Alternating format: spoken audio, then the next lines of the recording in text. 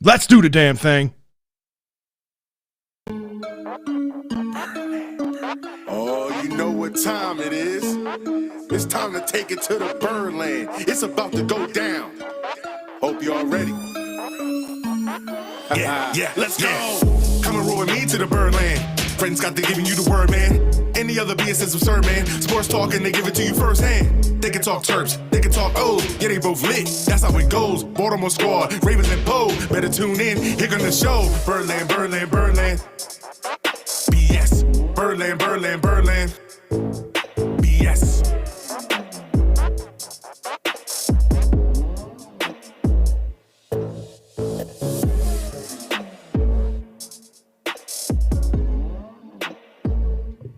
It's all about that BS, baby. What's up, BSers? What's up, peeps? Fred, Scott, Ryan, James, and Drew all in the house. We got a full studio tonight. Another action-packed show during the slowest time of the year. Slowest time of the year, and somehow we got a boatload of shit to talk about. This is a first for everything. That is true. If you keep digging, eventually you'll find gold. Yeah. Right? How you guys out there feeling? Good? Everybody keeping busy throughout the week? Everybody excited for all the free agency news with the Ravens that's coming up in the next couple of weeks? Free agency starts in 2 weeks. Yeah. So we're going to talk a little bit about that. Some names around the wide receiver position, which is the hot button topic that everybody wants to talk about. We've been talking about for weeks on end. Some new old names popped up recently, so we're going to talk about that. Lamar's contract situation or lack thereof, or the rumors surrounding it. I was just saying, we'll just call them rumors at this point. And then some potential offensive line help in this week's Flock Talks. We got a lot there. The Terps Hoop Squad stay hot with an impressive win over Michigan State.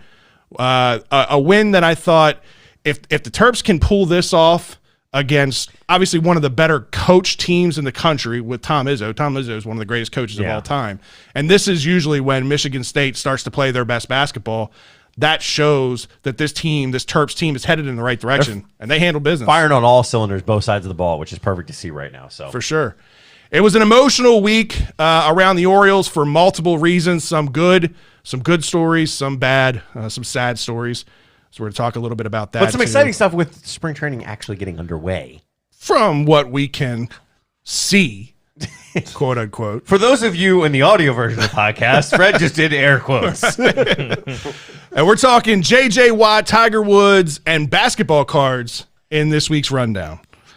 But before we do too much, we do want to remind you, if you've ever been injured at work or in an auto accident and weren't sure who to call, 855-MD-CRASH. The Maryland Personal Injury Attorneys that will have your back. If you find yourself in that unfortunate situation, just like I have, give our team at MD Crash a call right away. We all know the cost of medical bills, lost wages, pain and suffering. It can all add up quickly and potentially put you in a bad financial place. If you want a team that will handle your case, big or small, and just give you some peace of mind, well, save this number now. 855-MD-CRASH. It's 855-632-7274. Be sure to follow them on Facebook for some fun giveaways, including gift cards and potential tickets to hopefully some upcoming Oriole games. Well, speaking of the Orioles, Yeah. we're not going to get into the Ravens just this second. I think Sad we news. have to take a minute here at the beginning of the show.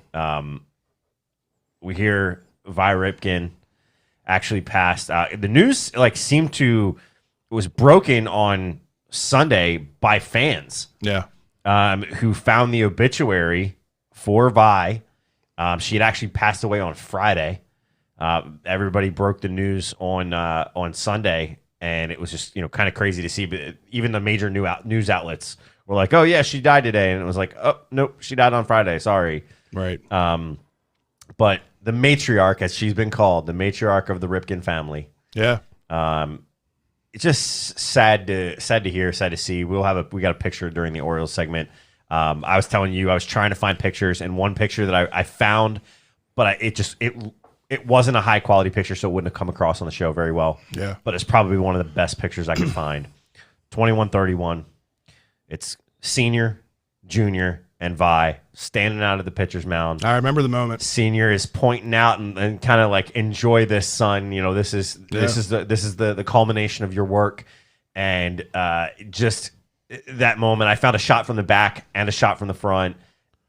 I wish I could have put it up. I wish I could have digitized it some way to make it better, because it really envelops what this family is about, what they've meant to this city. Yeah. As a whole. So what are your thoughts on it? I can't say it any better, man. I think you summed it up very well. Obviously, this is one of the most beloved families, baseball families, in all of baseball, not just in Maryland. You know what true. I mean? Oh, yeah. In all of baseball.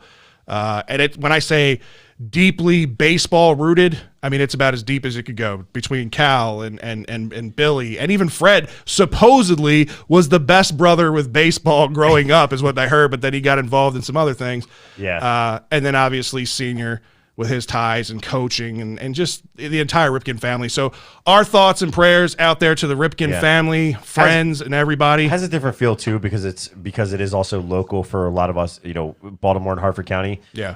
It's from Harford County. Right. So local boy. Local situation right up in Aberdeen, right 15 minutes up the road from where we are now. Right. So to the Ripken family, you are in our thoughts and our prayers. Fred and I are going to take ours, then we're going to take it over to the couch, let them take theirs. See all of us giving our prayers and thoughts. Cheers to Vi and to a good life that she lived. Yeah. Over to the couch. Whoops. There you go. Cheers, guys. Cheers. Thank All you, right. gentlemen. So I don't know how you transition from that, but we're going to try here. So To football. football. Yeah. Ravens, Flock Talk. I guess the big story this week, or lack thereof, because there's just not a whole Depending on lot, which way you look at it. not a whole lot of news going on. Obviously, we've talked about this, and even Eric DaCosta addressed this, the Lamar contract situation. When's the right time to start opening those negotiations? When's the right time to sign this guy? Do you wait until, his final year and let him hit free agency? Like, I don't think that's the smart move, right? So when do the Ravens start? And Eric DaCosta said in his presser that he was going to start talking to Lamar relatively soon about contract negotiations. So rumblings came out earlier this week that contract negotiations had started, but the two sides were far apart.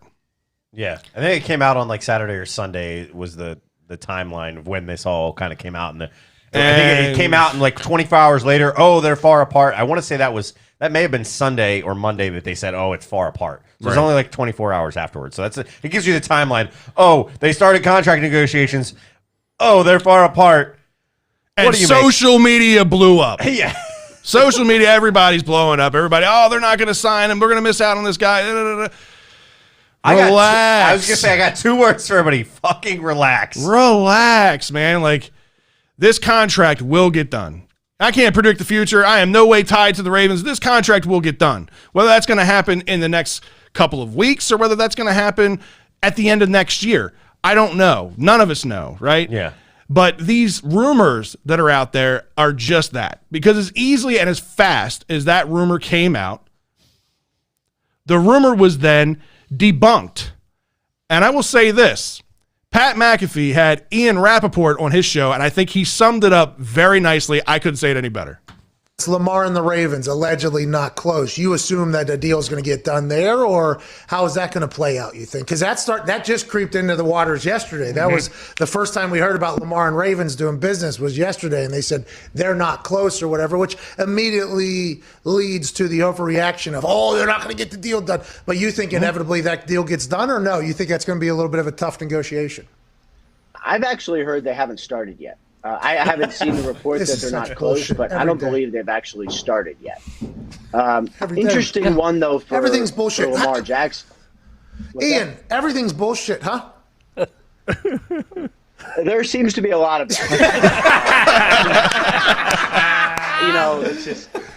And I apologize to whoever report I just accidentally trashed, but it's not my knowledge that they've started anything. Maybe I'm wrong. It's happened but once or twice, not a lot. And I love it, man. I think Pat McAfee said it best. It's all bullshit, right? Everything.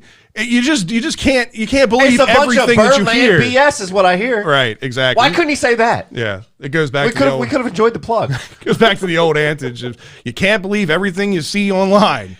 It's just like, first of all, relax. The deal's going to get done. right? It's extension talks. How many times have we seen extension talks start one day and get a contract on the next? Never. Right. That's why they're contract talks, Right. not contract days. Exactly. Like it's so frustrating that fans overreacted. You know, you and I both put it on our notes. Just relax, chill out. And for those of you that are going, I think Alex was like, Lamar wants $43 million a year.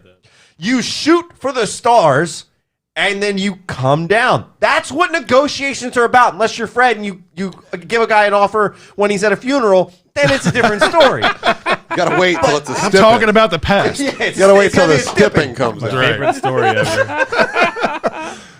No, the thing is, this makes too much sense for both the Ravens and Lamar for this not to get done. Yeah. Right? The Ravens have literally built an offensive system around Lamar. You've invested for way too Lamar. much. I get it that we're unhappy with certain things in this offense and it's still developing and it's a project and things are in the works. We get that, right? But they made a decision, the organizational decision to move up into a draft in the first round and draft their replacement, their quarterback for the future. Yeah. And it's worked out beautifully. I get it. He's had his shortcomings in the It's playoffs. not been And it's not perfect. even him. The team has had their shortcomings in the playoffs. The offensive coordinator has had his shortcomings in the playoffs. But Lamar Jackson has done everything that he's been asked to do, and he's done it at a very good rate. And Steve says it well. Felicia Jones, Lamar's mom, and his agent, let's not forget that, is his mother, Right. is the female version of EDC. She's tough but fair. I like that statement, right? She's going to go for it. I think we just discovered that Samuel L. Jackson is actually the burner account for Felicia Jones. I don't know. We finally figured it out. I don't know. Yeah. Steve's got the Now we inside know scoop at why he Louisville. watches every week. Right. Right. Nah, again, it's a matter of money. It's a matter of length of term. How long does a team want the contract to be? Yeah. How long does a player want this is You normal gotta also- negotiation, right? You got to negotiate options, Yeah. right? You got to open. It's not even so. One thing that people don't recognize, it's not this flat number that we all hear. Part of the negotiation process is how much for each year. So when you're doing it, when you give somebody a contract, it's not just here's this amount for this amount of years. You have to break it down by year. And in some cases, depending on how the state's set up or the negotiations are set up, you have to negotiate down to the game. Right. And that's what gets you that high value. We just hear 13 years, 500 million, right? That's what we hear. But we don't see all the little stuff that goes into those contracts. I mean, these contracts, if you think a contract is a one-page contract, you're out your fucking mind. These contracts are 50, 60, 100-page contracts. There's a ton of underlined stuff in these contracts. A lot When of you see that contract small signing- print, a lot of fine print stuff. When you see the contract signing with the envelope in front of them, it's literally the last page just for purposes of the picture most of the time, and they've walked through everything else. Here's the other thing you got to keep in mind too, right? This is a franchise quarterback. This is a top 5 quarterback in the NFL right now. So this guy is going to garner a lot of money, right? Yeah. He's going to get a lot of money.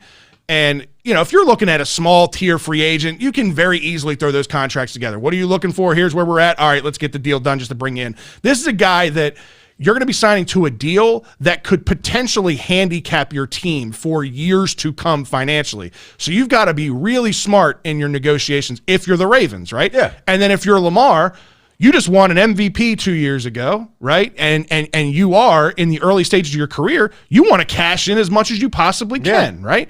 So this is going to take time. This is not going to happen overnight. The Patrick Mahomes contract, it didn't happen overnight, but it will get done. Yeah. I mean, I would like to see it done before training camp, right? Right. In all likelihood, as long as it's done before the season starts, I'll say that. As long as it's done before the season starts, I'm comfortable. If it's not done before the season starts, I'm starting to get a little bit wary because at that point he could just drive his value up, or he could drive it down. And but the he could drive it up. The other thing you got to think of too, from Lamar's perspective, like, okay, I'm going to get paid regardless of whether I sign with the Ravens or I sign somewhere else, I'm going to get paid, right? Oh, yeah. So what are you doing to protect my future? What are you doing to put me and set me up for success for the future? Part of that is, what do the Ravens do at the wide receiver position? What kind of targets do you give him? What kind of offensive line help do you get him to protect him? Yep. All of these things. So if I'm Lamar, I might not even be in a rush to sign anything right now. I'm going to kind of lay back in the cut a little bit, wait, and be like, you know what, Ravens? Ball's in your court. What are you doing? Yeah. I mean, it's one of those things that you sit back and you wait. What are you doing to protect me? I think that's a perfect statement. What are you doing to protect me? What are you doing to help me? Steve, talk about fine print and contracts. We're still not out of the woods in the Earl Thomas release. Yeah, and that's kind of what I'm saying. There are so many fine prints with that. Right. Like, for those of you that just see the number and go, oh, that's it, and you see the one page that they post on social media, there's another 50, 60, 100 pages. So don't worry about it. But I think the thing that I don't want to see come out of this whole thing is another Dak Prescott situation. I don't see that happening because that's not the Ravens. Like, the Ravens historically have never done that. Steve Bisciotti is not Jerry Jones. I do not think that that's going to happen at all. That's like my worst fear, is that if the Ravens get through this 5th year, they can't come to terms and they got to franchise tag this guy. Now you got a disgruntled player who doesn't want. I don't want to get there, but I don't think, and I don't believe in my heart that happens. I think the Ravens are in a position they know they want to sign him, and I think Lamar wants to be here. You got to remember, 31 other teams passed up on this guy. Yes, you hit on the next thing what I was going to say. And Lamar, I mean, since day one, said he wanted to be the Brady of Baltimore. He wants to bring multiple titles here. He wants to repay the favor to the Ravens for them taking a chance on him and going back into the first round and making him a first-round pick when nobody else would. Right. I mean, he was going to fall, and there was no telling how far he was going to fall in the second round. Let's be real. Exactly. So, somebody might have got him at a value, but he's at a much lower contract. They basically jumped up and said, we're going to get this kid, and paid him money that first-round money is different, way different than second-round money. Right. Right? We all know that. We've seen it. This is a kid that is truly, I think he truly feels like he is valued in the Ravens organization. You built something around him. You're doing everything you can. He wants to protect him. We want them to protect him. And I think if it's me, that's what I'm jumping towards, is I'm saying, what protection are you giving Alex, come on now. Take that Brady cut, then Lamar. What cut? He's on his rookie contract still. He's not taking a cut. Get out. I know you're laughing. I know you're joking. Brady's taken lots of cuts over the years. You can't take half the the Brady started taking cuts at 35. He started taking cuts later in his career. He didn't start taking cuts at 23. That's not happening. Get out of here. All right, so moving on, right? We talked about the wide receiver core. We've been talking about that for weeks, right? And we talk about with Lamar. I feel like I'm going to throw up because we're talking about it so much. Right, but you have to, right? It's what we talk about every fucking year. When the draft comes around, we want this receiver. We want that receiver. It's every single year. It's like rinse and repeat. Who was it? Maybe it was somebody in our chat. Did somebody in our chat sit there and say we should go get the Steelers wide receiver? Juju? No. The Steelers wide receiver draft. Like, whoever's in charge of drafting wide receivers. We should do that. So whoever said it's a genius. I felt it's not so much drafting. I think it's partly scouting, but I also think it's partly development too, and system. There's a lot of reasons that the Steelers are successful. It is, but the whole point is that's something that we have, for lack of better terms, I personally feel like we failed at over years and years. This isn't just the past few years. It's been a large chunk. Yeah. We've gotten lucky on one or two. We've had a couple of decent hits. I mean, obviously, Torrey Smith was a good hit in the draft. Hollywood Brown, I think, is going to be a decent hit. I don't think he's going to be the home run that we hoped him to be. But if you get a number one ahead of him, I think he can be a really, really good number two, like Torrey Smith was, right? So the Ravens have hit. It hasn't been complete disaster at wide receiver. No. I've always been, I think the Ravens should pay in free agency for wide receivers because they know they're just not good at it. If you can't draft when they've done that, they've been successul. All the wide receivers that we talked about over the years, they've brought in through free agency. Yeah. Bolden, Steve Smith, Qadri Ismail, the guy from, oh my God. Derek Mason. Couldn't think of his name. All these guys were brought in through free agency later on in their career and had really good careers while they were here. I loved it here. I get it. Right now, everybody wants us to go out there and land that big number one, that big Allen Robinson, target. You want to make a splash. Jamison Hensley reported the Ravens are not expected to pursue a number one wide receiver free agent like Allen Robinson or Kenny Golladay. I'm not surprised by this. I know a lot of us as fans We want that. And again, if we're not living in a salary cap world, of course we want to bring them in. But I think bringing a guy like an Allen Robinson in or a Kenny Golladay, the money that you're going to have to allot them when you're so tight against the cap just doesn't make sense because there's other holes they got to fill. So I'm okay with this. Is it ideal? No, I'd love to have him. But I'm okay, and this doesn't surprise me. I get it. I get it. The money is obviously concerned. There's guys that you would have to really dig deep into your pockets and put us in a real pinch somewhere else. Allen Robinson's going to cost you 20 bones a year. Yeah, easy. Mm-hmm. So the other side to this is the fact that if you're surprised, you didn't pay attention to Harbaugh's comments, right? About the fact that if you don't want to be here, you don't want to play in our system, then we don't want you. Right. Right. And that's the part of me that's torn on all this, because they've already set up their system for next year. This is what this tells me. You've set up your system, and essentially, for all intents and purposes, a good portion of your playbook next year without even knowing who you're going to have.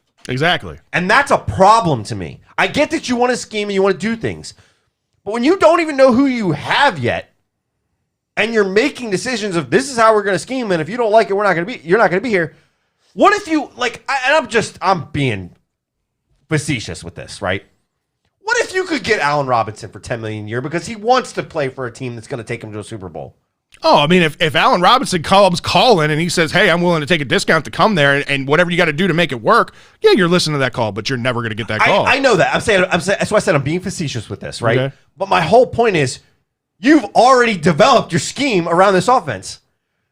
I don't know that I can say with any confidence, no matter what number one wide receiver you want to bring in here, that there's going to be any change.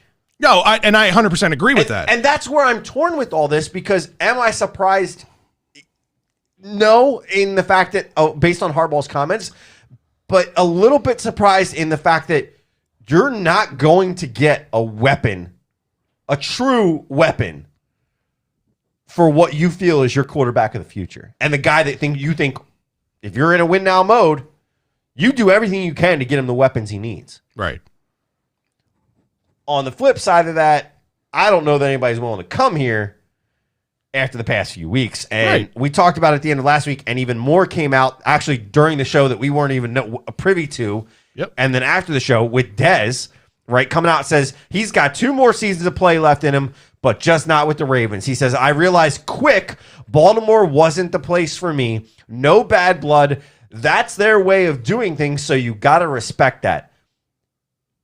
That statement right there killed any chances the Ravens have of getting a high-end wide receiver through free agency, as far as I'm concerned. Nobody. I don't think that killed you it. have three wide receivers in a matter of a week chiming in, and actually people are pointing back to Hollywood Soldier, tweet. You have now 3 wide receivers that have some decent damn talent, right? That are saying this scheme is not working, does not work for wide receivers.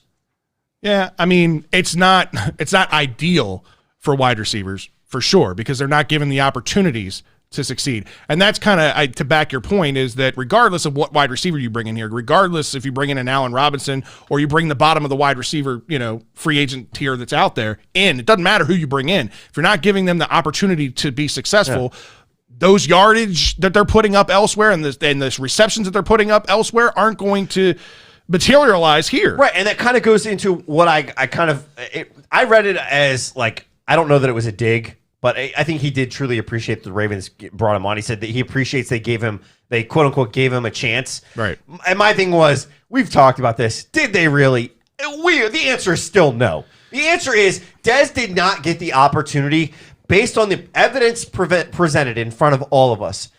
And I challenge any one of us to say otherwise.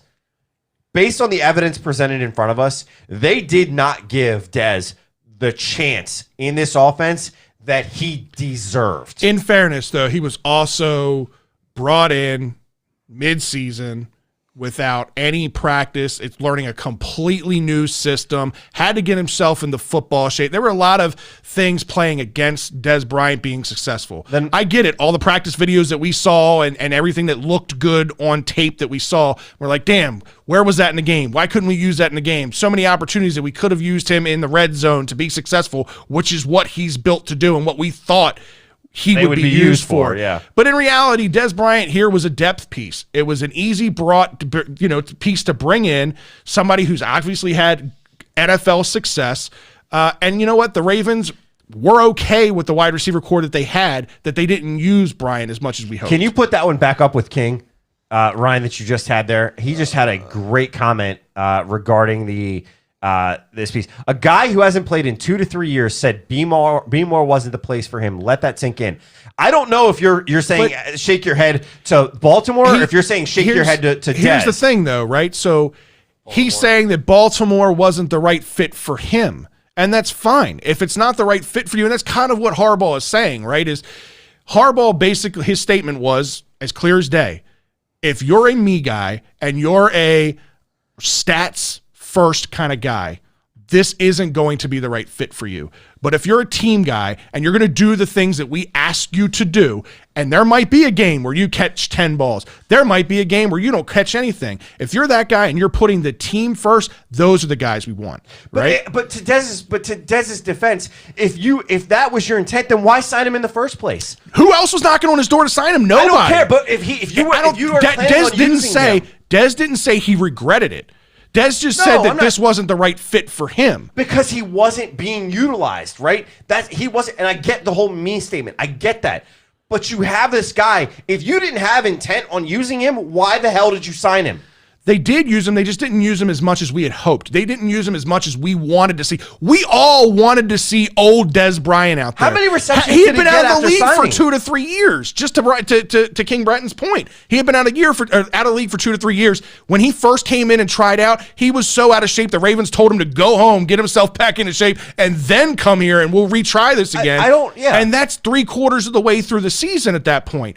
How much? And that's asking a guy to learn a ton. This whole offense is completely different than anything Des Bryant has ever run in his professional career. And you're asking him to come in with no preseason, with no practice, to learn on the fly and then get utilized like that. That's just not it. That's not the way it's going to happen. How many games was it that he had under the original contract, right? Under the practice squad contract. I want to say it was 4 games.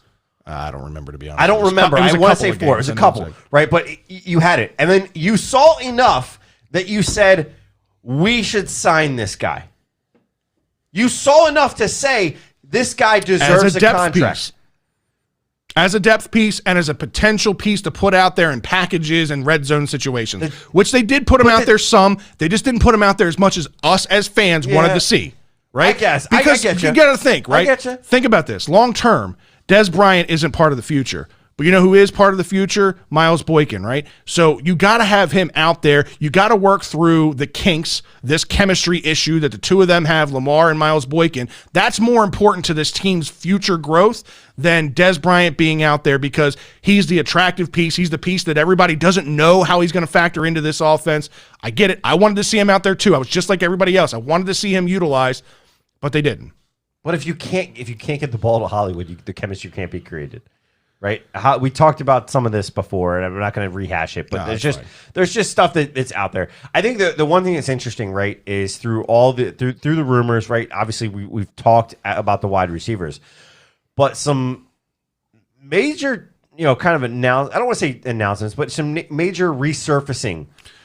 Of some rumors that have come out regarding Minnesota. So last season, when we talked to the Vikings about the Yannick Ngakoue trade. Rumors had also, after that deal had gone through, rumors had also surfaced that the Ravens had inquired about wide receiver Adam Thielen, which we all kind of blew up about. We're like, oh my God, what kind of a home run would that have been to be able to sneak Yannick and Adam Thielen from the Vikings? Holy cow. Well, I kind of forgot about it. There have been some rumblings on, again, it's social media, so make sure you preface that. Like, it's social media. I don't know if there's a whole lot of truth to it, but there have been some rumors out there, again, that the Ravens might be poking around and Vikings might be poking around the potential trade of Adam Thielen. I mean, this This is a guy who has been that number one wide receiver for Minnesota over the years. Obviously, Stephon Diggs also, it was like 1A, 1B with those two guys when they were there. But at this point, he's 30 years old, 6'2", 200 pounds. So this guy's got good size. We talk about we want to have that guy that has the size that can catch the ball both inside and outside. So he has that ability. He's had a couple of 1,200-yard seasons in his career. Yeah. Last year, he's just under 1,000, but he had 14 touchdowns, the most in his career by a long stretch, which to me, that says he's probably a good red zone target. Yeah, exactly. Right?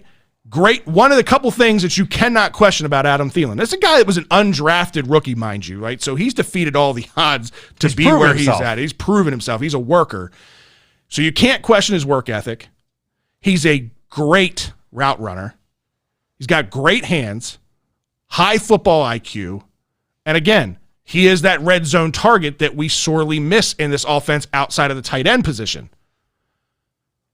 I don't know if you'd classify him as what I defined, my definition last week of a true number one wide receiver, but I 100% think in this offense, in this team, he could be that number one wide receiver that would then allow Hollywood Brown to flourish even more. So I'd be intrigued, very intrigued, with the Ravens potentially pulling the trigger on this deal. It definitely is intriguing. I mean, the fact with this guy has done so well. You talked about the red zone. You talked about the high football IQ that he brings to the table. He's going to help your young wide receivers develop a little bit. Yeah.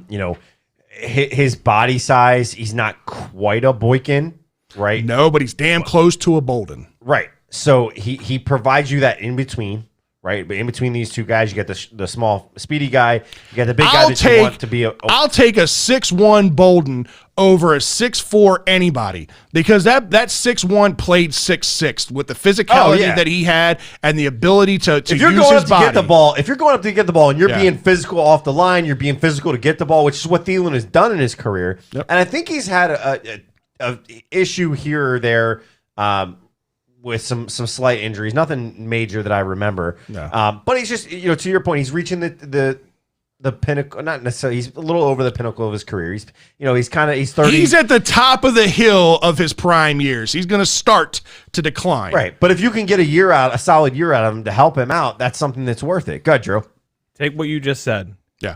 Does that not exactly remind not exact copy, but does not remind you of Bolden? Yeah. And Mason? Yeah. And Steve, not necessarily Steve Smith because it was only a couple years with the Achilles thing, but does that not ring true? Like bringing Thielen and being something like that where you catch lightning in a bottle and he's your number one wide receiver. I set this whole thing up to recircle and come around full circle to this, exactly that point, because we've seen the Ravens do this countless amounts of times, right? Now, I get it. Again, whatever deal that they make, it's got to work financially for this team, right? So let's take a look at his contract situation. So Adam Thielen currently signed through the 2024 season, so he'll be under contract for 3.5 years. Yeah, for the next 4 seasons. Very, very small dead cap money hit after this coming season that if you had to cut him, wouldn't hurt much. So his cap number, if he's on the roster, hurts. It's $13 million next year, $14 the year after that, $15 the year out. Now, granted, that's still $7, $6, $5 million a year lower than what you would probably have to pay an Allen Robinson. So you're saving some money there over what you would pay for an Allen Robinson, but if you got into a bind where the second year into his contract, you're up against a cap number because now you're paying Lamar, now you're paying Mark Andrews, now you're paying all these guys, and you have to make a cap cut somewhere, and Thielen isn't living up to the expectations that you had hoped, it's not going to be a hard hit on the cap. So you can do that. So it makes sense for the team because you have an easy out. It's not going to cost you a whole lot of money. The question is, how desperate are the Vikings to get rid of him? Again, this is just rumblings going around on social media. I don't know how much legs this actually has. All I know is that there was previous rumors when we were trading for Yannick. Exactly. And the Vikings aren't in the best cap situation either. No. So it's gonna be intriguing to see if the Vikings really are listening to offers, what it would take. I was gonna say so then I'll ask you. I'm gonna pose the question to you. What do you think? Are we looking at to get a guy like Thielen? Is this? I don't think it's first rounder. But is it a second or is it even as far as a third? If you can get Adam Thielen for a third-round pick, I'm doing that all day long. If you can make it financially work, 100%. But I think realistically, if he hit the market because of his number, because of his number against the cap and where teams are this year, unless he goes to a money-rich team like the Jets or like the Jaguars or somebody like that, teams are going to, have to figure out a way to make it worth their while. And I think a second-round pick would be my max that I would go if I'm the Ravens. I'm not going first-round pick for him. I think a second-round pick is where you should see him. So Alex said, I've seen him and Cousins argue some throughout the last couple of years. I don't know how he would like it here with our offense. And you're right. He might not be. And that's the trick with these wide receivers. What wide receiver is going to be the right fit? Well, and that's hard to say. That's why you got to go through some of these conversations if you're a coaching staff, and you got to kind of feel these guys out. I'm okay with a vocal guy. I mean, we've had vocal guys in the past. Steve Smith Sr. was a vocal guy, right? I'm okay with that. I don't see that being a problem. It's how much of this offense is really going to take the next step next year? What's the plan moving forward? Right. And can you sell that to somebody? Because somebody on the outside looking in is going to say, well, shit, I'm not going to succeed getting 30 or 40 balls in a year. No. That's just not going to happen. So I think there were two things that kind of came up in the chat room here. One was Garnett. So Garnett says, I don't see him leaving Minnesota after they already invested in him by giving him the contract and trading Diggs. That's the thing, is if Minnesota's in a situation where they were talking about salaries, it last year, though. Right. After they had already gotten If rid they're in of a him. situation of dumping salaries and rebuilding, it wouldn't be hard for them to do it all. And I think King also kind of turned the conversation a little bit. It's an intriguing statement here. I don't know why, but I can still see Julio Jones. Doesn't make sense for Atlanta, but do him a favor and trade to a contender. That's also going to cost a lot of money. Worse than Allen Robinson. And he's also had some injury issues. And which is why it wouldn't be as expensive as Allen. He's also on that back end, right, of his career. So, but if you give him a chance to come in and revive the career. Exactly. I'm not saying I'd be opposed to a Julio Jones. I just don't know how much financial sense that makes. I haven't looked at his contract situation. I'll have to take a look. Go ahead, Ryan. Two things about Minnesota. I mean, I know Thielen talked a little bit, but most of the trash was Diggs. That was my boy, and that's why they shipped him out. Yeah. So most of the yelling, screaming match on the sideline were Diggs, we're between the two Thielen. of them. Or Diggs yelling at Thielen like, I need the ball, not you. Right. There was a lot of that. Also, they were willing to discuss trades before, well, I guess not before Justin Jefferson, but before his breakout. Right. So Justin Jefferson is basically, I don't want to say it, but maybe replaced. He has. Diggs. He 100% did. As a rookie, the numbers Suck he it put up up. and say it, Ryan. Suck it up and say it. Most of Diggs. It worked out for both teams. So now they're only really missing one. Just like when they traded Diggs, they didn't have Jefferson yet. So if you trade away him, you still have your monster number one receiver available. Yeah. Listen, again, I'm listening to anything, and I think Adam Thielen would be a good upgrade here. It's not going to cost you $20 million a year. And again, like I said, after 1 year, after 2 years, if he's not putting up the numbers that you want, you have an easy out. Go ahead, Drew. Just do what they did. Just you bring in Thielen, then you go draft Harris Marshall, and he could be the new Justin Jefferson. And I'm fine with that. I'm sorry, Diggs. I'm already over here sad. Stephon, forgive me. It all worked out.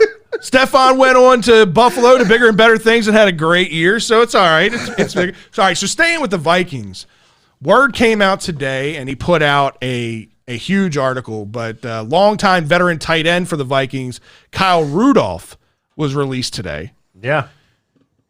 He's been in the league 10 years now, so I want to say he's in the neighborhood of 32, 33 at this point, right? Something like that. Still a productive tight end. He's also had some injury history in his past. But we've talked a lot about adding that second pass-catching tight end. I know we've talked about the Zach Ertz thing, and that would still be in play here, and I think Zach Ertz would be a better upgrade than Kyle Rudolph would be. But if you're looking for one of those dumpster dive kind of moves that could upgrade your tight end position, Kyle Rudolph would be somebody to look at. And so this creates questions, and Steve brings up the questions. It starts the question, are the Vikings in cap trouble, right? Are they in cap trouble? I don't believe so. Yeah, they actually are. Yeah. So they're at 185 to 188, which is up over the – right now the floor is projected 180. So 183. So it could be right around their number, but if it ends up at the floor, they're already over. Right. And So, that's yeah. prior to signing rookies and draft picks and all that stuff. So this absolutely could make sense for a trade if they need to dump Thielen to get rid of the salary there. That explains. I think it was probably a mutual parting of ways with Rudolph. Thanks, for being with us. He says, "Look, let me go. You guys can have the cap space. Let me go. Let me go sign with somebody and have a chance at a ring here. Before I retire in the next few years. Give me that one thing." And I think the Vikings would probably do that in that situation.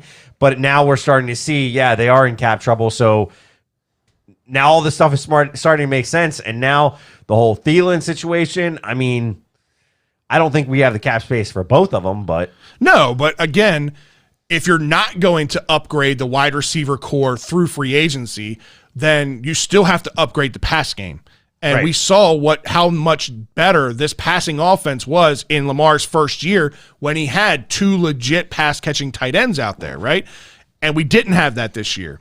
You got to have that second option in this offense, and I think Kyle Rudolph, again, on the low, as a dumpster dive, would be a smart look for the Ravens. I think it makes a lot of sense. and he's there. a big physical guy too. So you never saw it in Minnesota because they never needed to do it, but he's physical. Right. So he could block if you need him to. If Boyle is just the chemistry with Boyle and Lamar is through the roof and you bring him in and he's able to fill Boyle's shoes from a blocking standpoint, Right.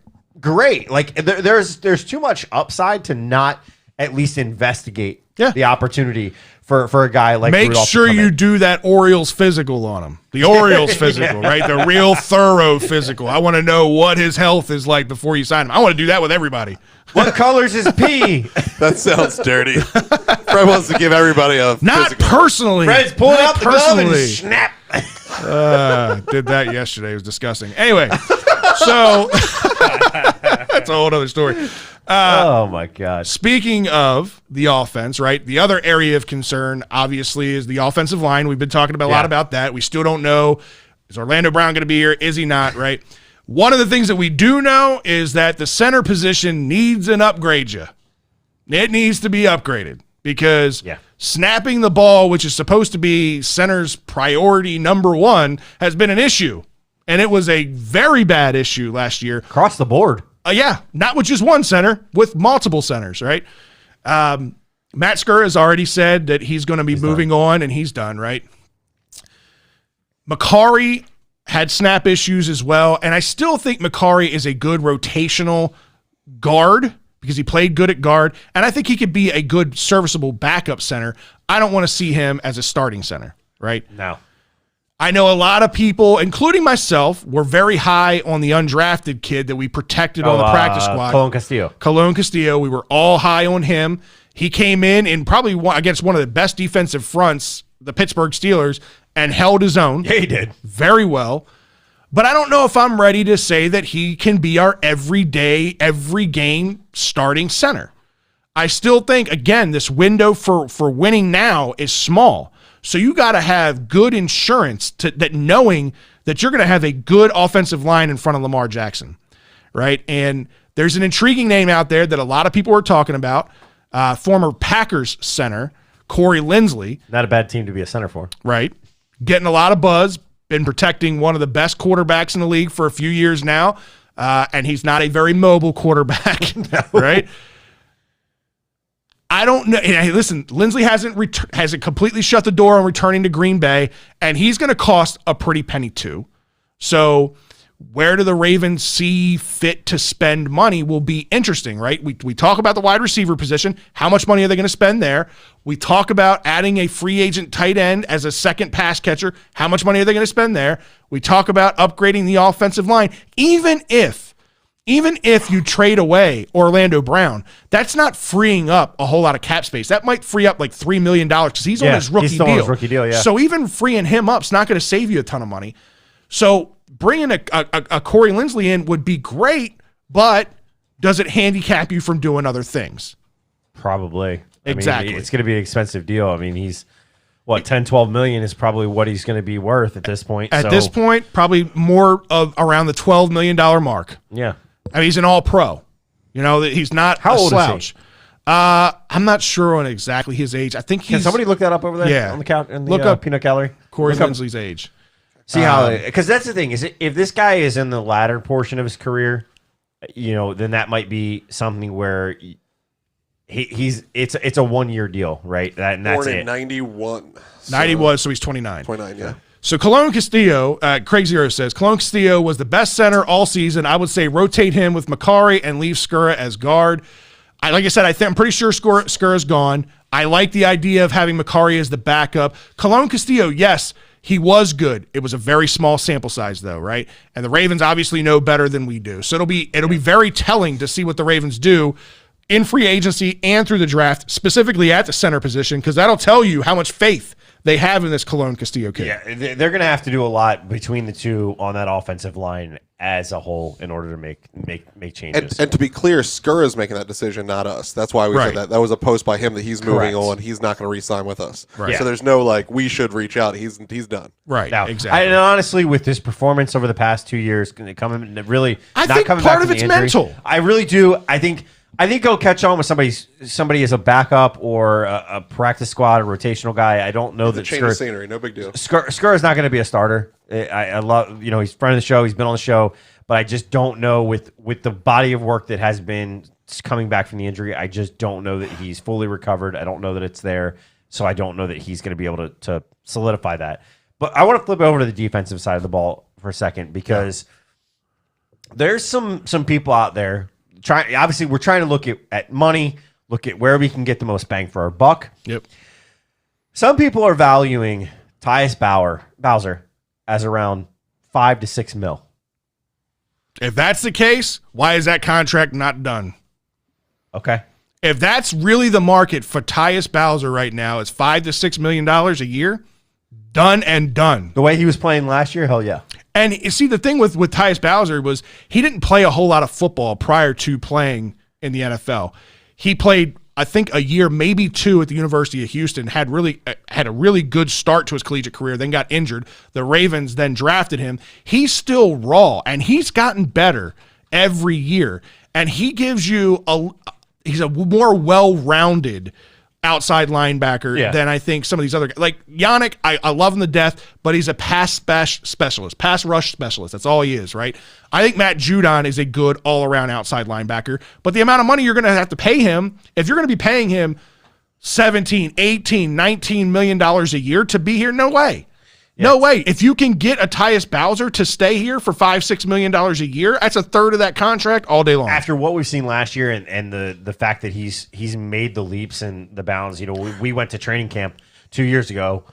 We were a little disappointed in what we were seeing out of him. Right. And then this year it was like this evolutionary jump for him that he starts making a big impact. And towards the end of the season especially, it was like game after game after game. Yeah. Bowser was the impact player of the game. And so I think it just drives that value up. And I agree with you. If you're getting him, I think it makes it worth it. He has more upside. I think you've seen Judon's upside. I think we know Giannis is there, but after what we saw this year, is it worth the value? Maybe not as much as we originally thought it was. So Tyus is a dumpster dive in that situation. I hate to use that term. No, but it's true. It's a value deal, and I think we're all in agreement that the money needs to start shifting to the offensive side of the ball, right? So you're not going to spend that money on Judon. You're not going to spend that money on Yannick unless we're all way off on our evaluation of what those guys are going to get paid. You're not bringing those guys back, but you can't start completely from scratch at the outside linebacker position. You got to have somebody here that knows the system. Tyus Bowser has shown improvement. I like him, and at that kind of price makes a lot of sense. If you are going to be making any room on the defensive side of the ball to then add to the offensive side, I told you last week, I think Brandon Williams makes a whole lot of sense. It's going to save you $7 million a year.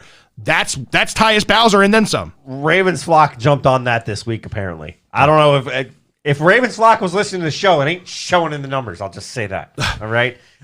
Stop telling your friends. Tell them to watch the show. Then you guys can talk about it. But no. So I mean, it's made its way through Ravens Flock this week with Brandon Williams about that conversation about a lot more fans, are starting to scratch their head and go, you know what? Maybe this does make some sense. Yeah.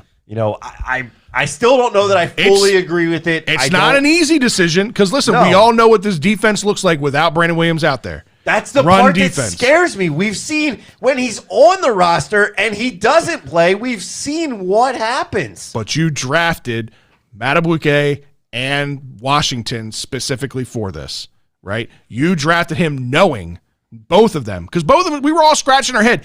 You bring in Calais Campbell, you've got Brandon Williams, you bring in Derek Wolfe. What the fuck are the Ravens drafting 2 interior defensive linemen?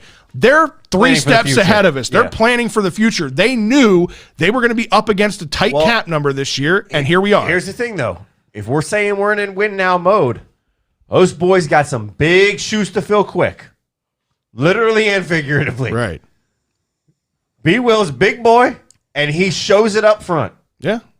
It's not an easy goodbye. Madubuike is, I will give him credit. I like some of the things that I saw. Was he playing at the level that B. Will was? Absolutely fucking not. And if you think he was, you're out your fucking mind. Right. It just wasn't there. But he's a rookie. I get that. But I feel like at times, it's part of that rookie thing of, he needs to learn the defense. We've heard this is the toughest defense to learn. And it was a COVID year with no preseason. I get it. The Browns game's going to be a shootout in that He had an injury in August, too. Right. Madubuike did. Right. Yeah. We can still beat the Steelers and the Bengals, but the Browns are going to run right through us, so it's going to be a shootout. It's going to be Chubb versus Lamar, see who can score last. Yeah, I mean, that's my thing is I'm worried about that defense. You can't have it all. No, you can't have it. No, all. you can't. And at some point that money's got to shift over there. We can It's bitch all we baseball. want. We can't have it all. We can, right? As much as we wanted, we can. But speaking of having it all, speaking of having it all, a guy with deep pockets apparently showed it this week at Jimmy's. Harbs, yeah. I mean, Harbs pays the tab at Jimmy's on last Tuesday. That's kind of cool, man. While we were on the show, why couldn't we do the show from Jimmy's last Tuesday? Yeah, right. Jimmy, set us up. Yeah, right. Exactly.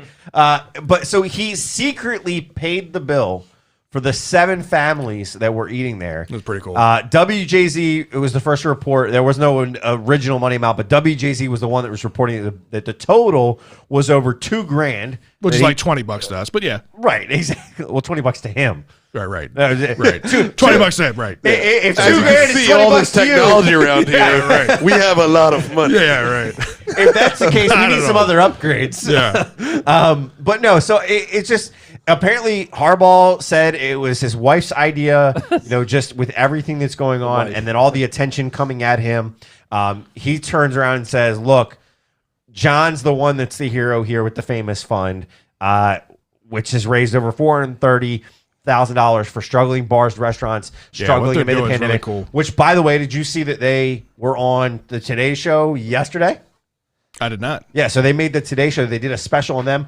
Marlon Humphrey was there because awesome. Marlon donated $25,000 to the fund and was excited about it. And then they showed a business owner that they had actually helped out. Showed a few of them actually talked about pickles. So it was a lot of different people that were there, and it was a great story. But it just continues to gain legs, and I believe this morning they topped over $500,000. That's awesome. That's awesome. That's just, like I said, the whole story, everything that John and the entire crew down there at Jimmy Seafood's doing is really awesome. The gesture by Harbaugh just goes to show what kind of class act he is.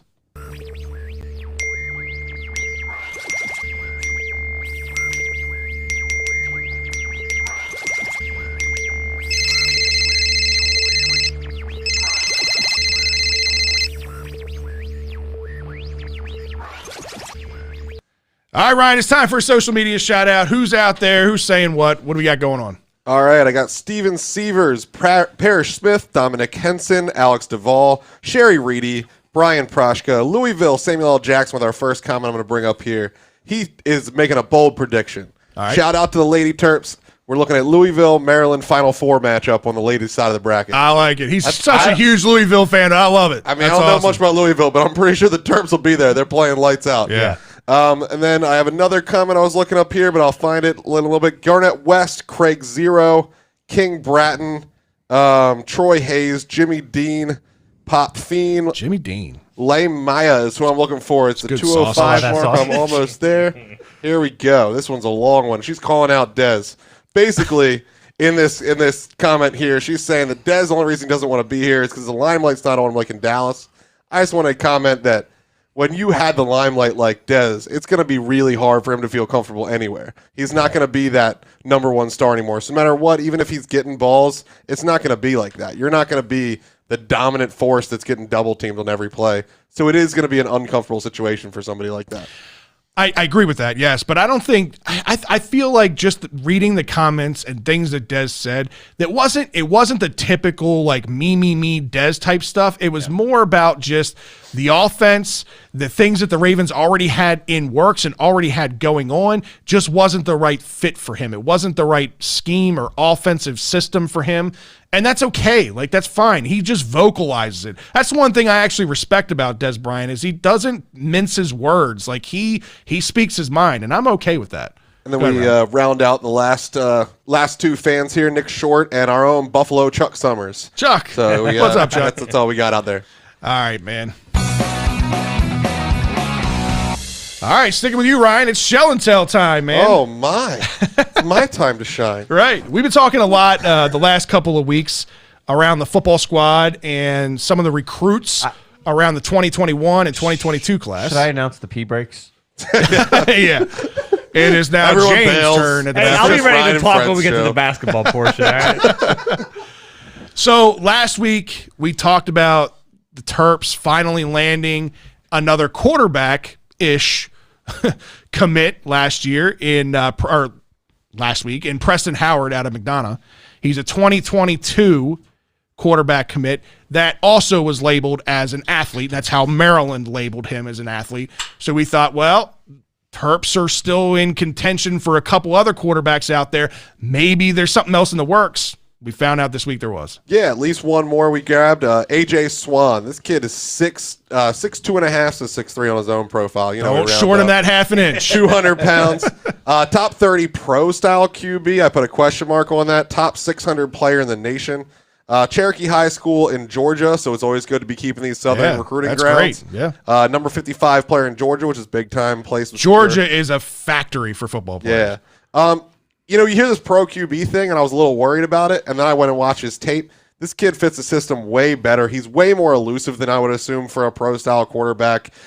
He is definitely a pass first, which is, I guess, why they're classifying him that way. But he's got straight line speed, super elusive. The difference is when he's running out of the pocket, my man does not take his eyes off downfield. He's keeping his eyes downfield. As soon as somebody's sucked up, he's dipping it over the top. So I really liked it. I thought he was way underrated as a 3-star. Strong arm. He did have all the crazy, you know, Mahomes-esque throwing this way and across his body and all this stuff that, you know, we're all these kids grew up imitating these players now. It's like everyone in the world hits 3-pointers because Steph Curry decided that's all he was going to do. Right. So it's, you know, now we have all the Mahomes, Lamar people growing up. Exactly. Lots of little things impressed me. Like there was bad snaps on his highlight film. Never took his eyes off it. One hands it, keeps on the quick slant. Still able to hit it. And the kid seems like he's got it all together. So I don't think he's a 3-star, but don't tell anybody because we want to keep him locked up. You know how I feel about star ratings. They don't mean shit. Yeah, this kid could be real. Anybody that's actually scouted this kid has had nothing but glowing things to say. That every time that they've watched him, the kid's gotten better and better.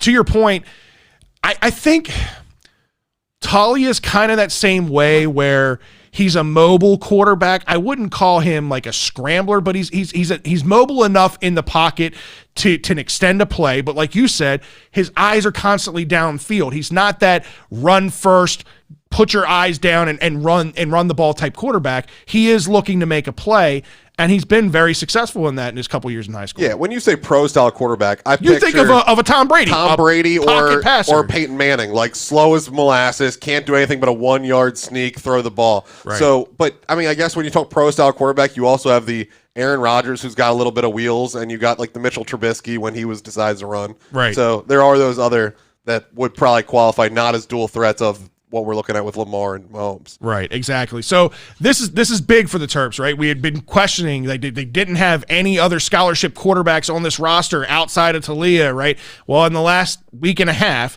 they've now got 2 for their future for 2022. Again, I believe Preston Howard might end up being a tight end, defensive end. There's a lot of things that they can do with him, but he also has the ability to play quarterback. Yeah, this takes time. I mean, like we said, all the last regime's players left. Right. So that included all their high school drafted quarterbacks who take time to develop. You can only get so many transfers to come because if a guy's transferring, most of the time it's because he wants to play now. So how are you going to convince multiple people to transfer in 1 year? Right. So we're restocking the cabinet, getting a couple of high school guys. We still have, where this is the class of 2022 is now 5th in the Big Ten and 15th in the nation, which is crazy numbers. It's early. All these guys are pretty much 3 stars. But yet our average is still almost as good as last year when we had 4 4-stars and a 5-star. So our baseline player is better is what that means. The low end players that we're going to have are at a higher caliber this year than in years past. Agreed. So then when we drop those heavy hitters that Locks likes to do on signing day, take us to a whole new level. And just because we've brought these 2 guys in doesn't mean the Terps are done at the quarterback position because there's still some roots out there with another guy. Yeah, Jaden Sorey, 6 foot 205. We've been rumored to be in contact with him too. He's more of a dual threat. Yeah, he's classified as the dual threat. He's a number 10 dual threat, and he's a top 500 player in the nation. Number 12 player here in Maryland. That's the big reason you want to get him is to get that heavy hitter at home that can keep other kids home with him that people respect in the area. So we definitely want to bring him in for that. It seems to be down to us and WVU. He did retweet the AJ Swan commitment, which I thought was kind of funny and interesting. Said congrats. I'm not sure if that was a concession, like whoever committed first was going to go there, or if that's future teammates congratulating each other and they're going to go see who can win this thing out. Right. So I'm not sure which one it is. I'm hearing that we are in the lead for him as well, and we're going to get 2 high school quarterbacks. That would be huge. That's just crystal ball type stuff. That's just rumor mill type stuff. That would be a big way to restock this quarterback room. Exactly. And again, like you said, that would be 2 quarterbacks, local ties, Saray and Howard. Howard's out of McDonough. That's another local school, right? Even if he doesn't stay at the quarterback position, it's still big for this program. That's both a choice for him. And so his high school coach was one of the ones that made the comment that his body was better for defensive end, tight end. So it's not like we're telling this kid, come play quarterback, and then we surprise him. Right. This is for... He knows that. Yeah, we talked, you talk, your best bet to make the league is to not play quarterback. It's to play something your body's built for. Right. So that we're going to try that out. So the plan, the wheels are still moving. Things are going good for Loxley and crew in this football squad as the 2022 class starts to round into shape. Let's flip over to the basketball squad, right? Everybody likes Terps basketball this sudden again. Yeah. Where were you guys? Everybody's back on the bandwagon. But wait a second. Let me get on the media bandwagon, too. I don't know if any of you guys heard this, but the other day I was listening to the same people that were saying that we didn't get off the bench, were asleep versus Ohio State, this, that, and the other. Well, these winning streak has reframed their thought process that – oh, well, the Terps, only loss in February was against Ohio State, and they hung with them tight for 3/4 of the game. They were within 10 points. What? You guys were trashing that game. Right. How all of a sudden we win a couple, you reframe it. Just please look clear eyes with this. I don't get it. Right. I'm not going to tell you we're going to win a national championship on the football side, no matter how big a fan I am. Right. But it's just crazy. You can renegotiate with yourself 3 weeks later just because they won other teams. Right. Go ahead, Drew. Ohio State has lost 3 in a row. Wink, wink, wink, wink, wink. Yeah. Well, I guess. with this team, right, they had a pretty easy schedule the last 5-6 games of the schedule, right? But we looked at this particular game, Michigan State, as going to be like the real test of these last games. They've been playing really good basketball, but they were one of the teams that beat Ohio State. This is one of the teams that beat Ohio State. This is a Tom Izzo coach team, right? This is usually when Michigan State starts to play their best basketball, right? When they've had a full season to work together, Tom Izzo gets these guys into shape. This is going to be the test. Well, the Terps passed the test. That team was on fire in this game. Yeah. Right? Just look at some of the things that came out with this. They were shooting 48% from the field, 21 for 43. They shot 50% from beyond the arc, 8 for 16, and a 95% from the line, 23 for 24. Yeah. The line is what I think is the most impressive thing. We've said since day one, this team lives and dies by the 3-point shot, right? That's just how they're built because they have no size down low. Surprisingly enough, Galen Smith has been playing better basketball. Jarius Hamilton has been playing better basketball, albeit off the bench and playing from well. the outside, where I'd like to see him get a little bit more involved in the post. But again, you beat Michigan State by 18 points. this late in the season when really not a lot of experts out there had high expectations for the Terps this year. Like we talked about, this was supposed to be a bridge in the next year. The Terps starting to heat up at the right time, going into the tournament. I think a lot of people have the Terps 100% locked into the tournament, even as high I've seen as the number 8 or 9 seed in the recent bracketology that's been out there. Right. Terps are playing good basketball, Ryan. Yeah, Terps are playing really good basketball. I've been really impressed. Even though Eric Ayala started with the worst three-point shot that we've ever seen in the history of time. It couldn't have been a worse camera angle for him, too, because it was so dead. Clear. The camera was dead behind Ayala, and I mean, he missed the rim by at least 3 feet. 3 feet At left least. and 5 feet short. He missed the thing so worst bad. I've ever seen. Me and Fred were watching this game together, and when I was sitting here, and they were hitting threes. You had Morcell had hit a 3. You had Hart hit threes. You had everybody, and we're like, I think Eric's the only one that hasn't hit a 3. And I go, there it is, and he releases it, and it looked more like a bounce pass than a 3-pointer. Well, he recovered and was the leading scorer in the game. I don't think Ray Charles would have. I don't think Ray Charles would have missed the rim that bad. It was terrible. Oh, it was man. awful. He just had to get it out of his system. He did. Yeah. But you know I what? was shocked. He went right back into it. What was funny is when he missed that shot, I was worried that was was going gonna be it to for play the whole into him game. and that was going to be it, but he didn't. He shook it off. That's the difference is, I think, and obviously this was being a home game for them, right? So it would have been a little bit different. Empty if they stadium were, game. Right. I like it, It's a home Steven. game. Fear the turtle. Fear the turtle. Exactly. But, the one thing that I thought in this game, and it's the standout that it was the highlight that kind of made the game on ESPN and everything. I need to get your guys' take on what you thought of Wiggins' 360 dunk. I think that with That was fans- the exclamation point on the game Yeah. is what it was. With fans in Xfinity, that would have gone down as one of the best highlight reel things ever, and now it's just like a side note in history, and that's nobody will talk about it ever again after today. I didn't think they won. I would have thought they would have won by more than 18 if there were That's fans that there. like Bruno slap the floor moment. That's that Vasquez chewing out the student section moment. That would have been his forever Terp highlight, because it would have exploded in Xfinity Center. And instead, it was 6 dudes on the bench going, oh. It's just, that was one of those moments that it was just so sad to not have some people in there, because that place would have been electric. Baseball, for whatever reason, didn't have the impact on me like without the fans being there. Maybe because we're used to it without Oriole fans being there. Maybe that's what it is. Yeah. But basketball, specifically college basketball, without the fans there seems so pathetic. It's so bad. With the free throws and everything, too, you don't have the chanting. Yeah, with the you free don't have throws. all the crazy shit going in the Exactly. background. None of that stuff. The giant heads just waving around. This is completely random, but did any of you guys catch the Oklahoma State game last night?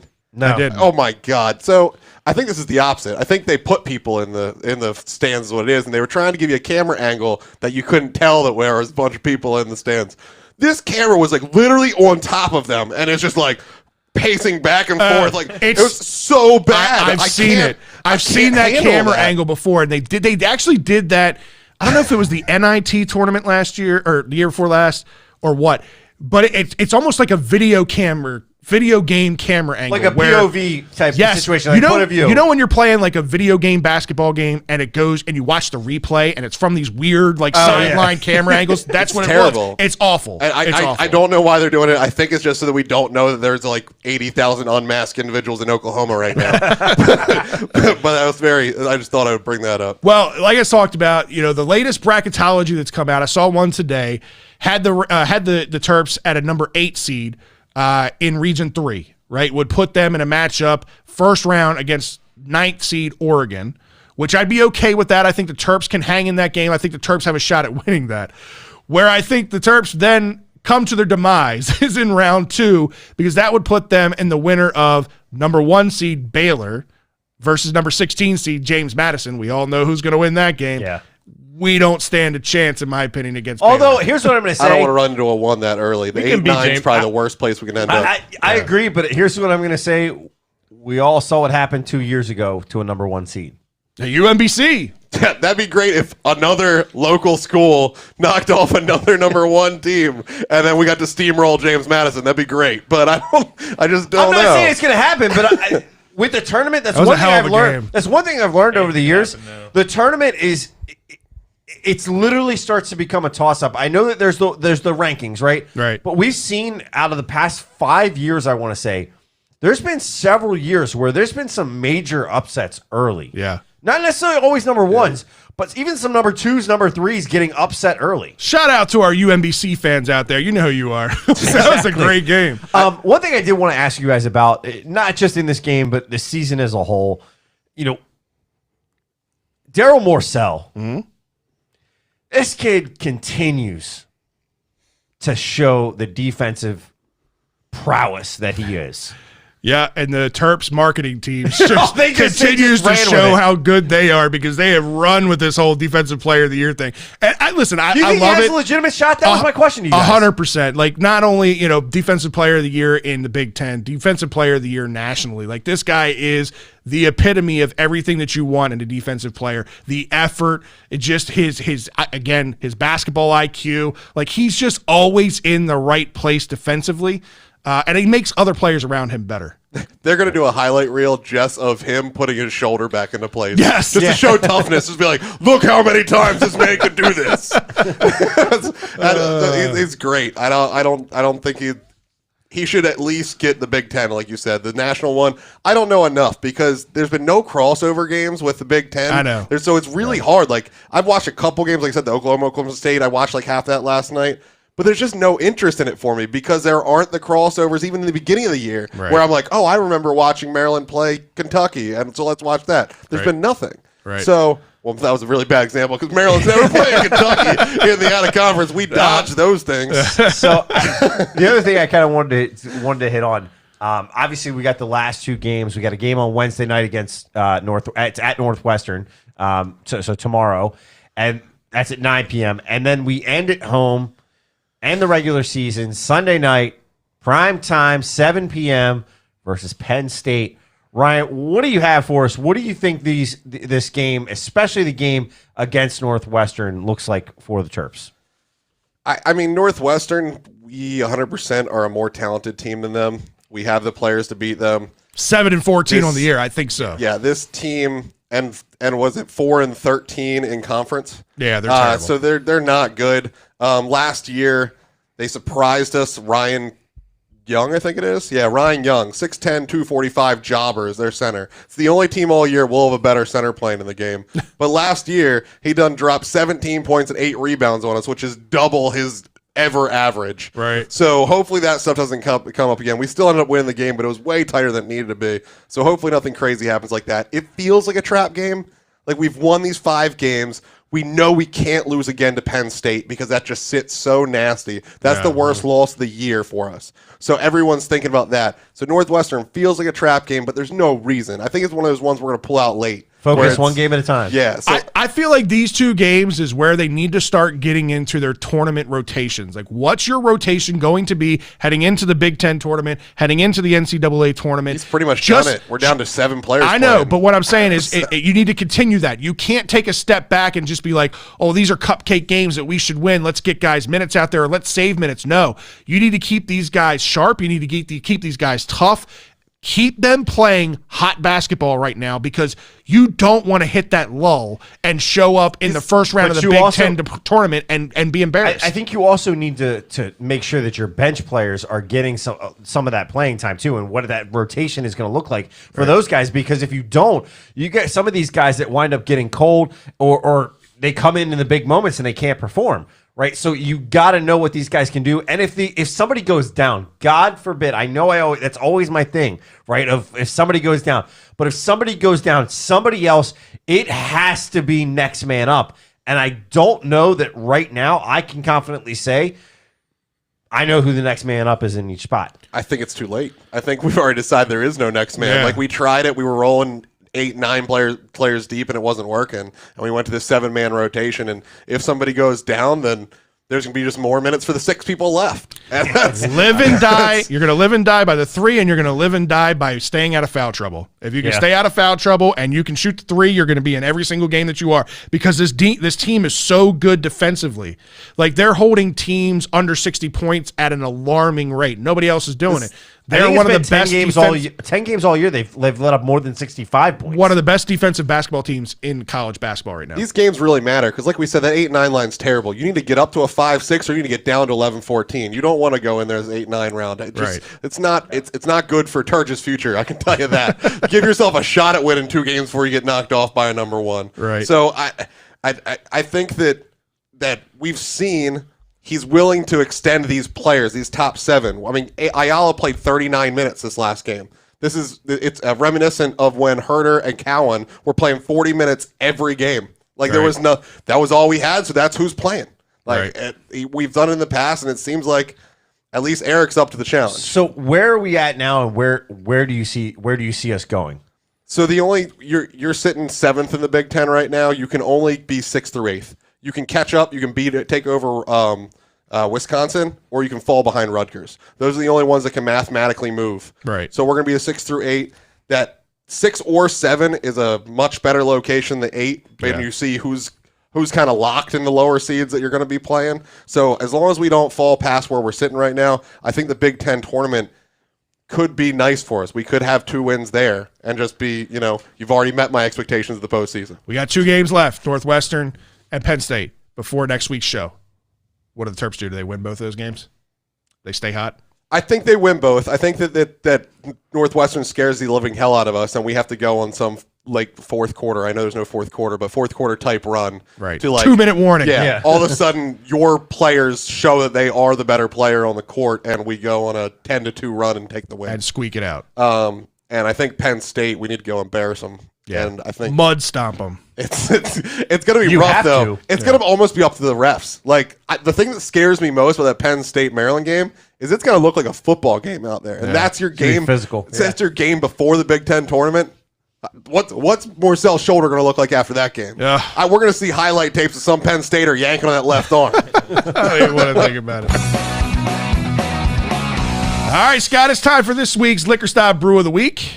What does Jerry and the crew have us drinking on today? It's kind of trippy. It's got me thinking I'm on acid or something. It's a little crazy looking. I don't know what happened to our background there. But this week's Brew of the Week comes to us from Maryland Beer Company, which is based out of Elkton, Maryland. So about an hour from here, not very far. Made in Maryland and darn proud of it. Yeah. This is one of their New England hazy IPAs. It's called Wild Haze, 5.5 ABV. They call it an easy drinking IPA with loads of hop aroma, citrus flavor. I will say this is very, very hoppy. Yeah, it's hoppy for sure. I think there's 6 different hops in here. I don't really have the citrus taste that it advertises, to be honest with you. I don't.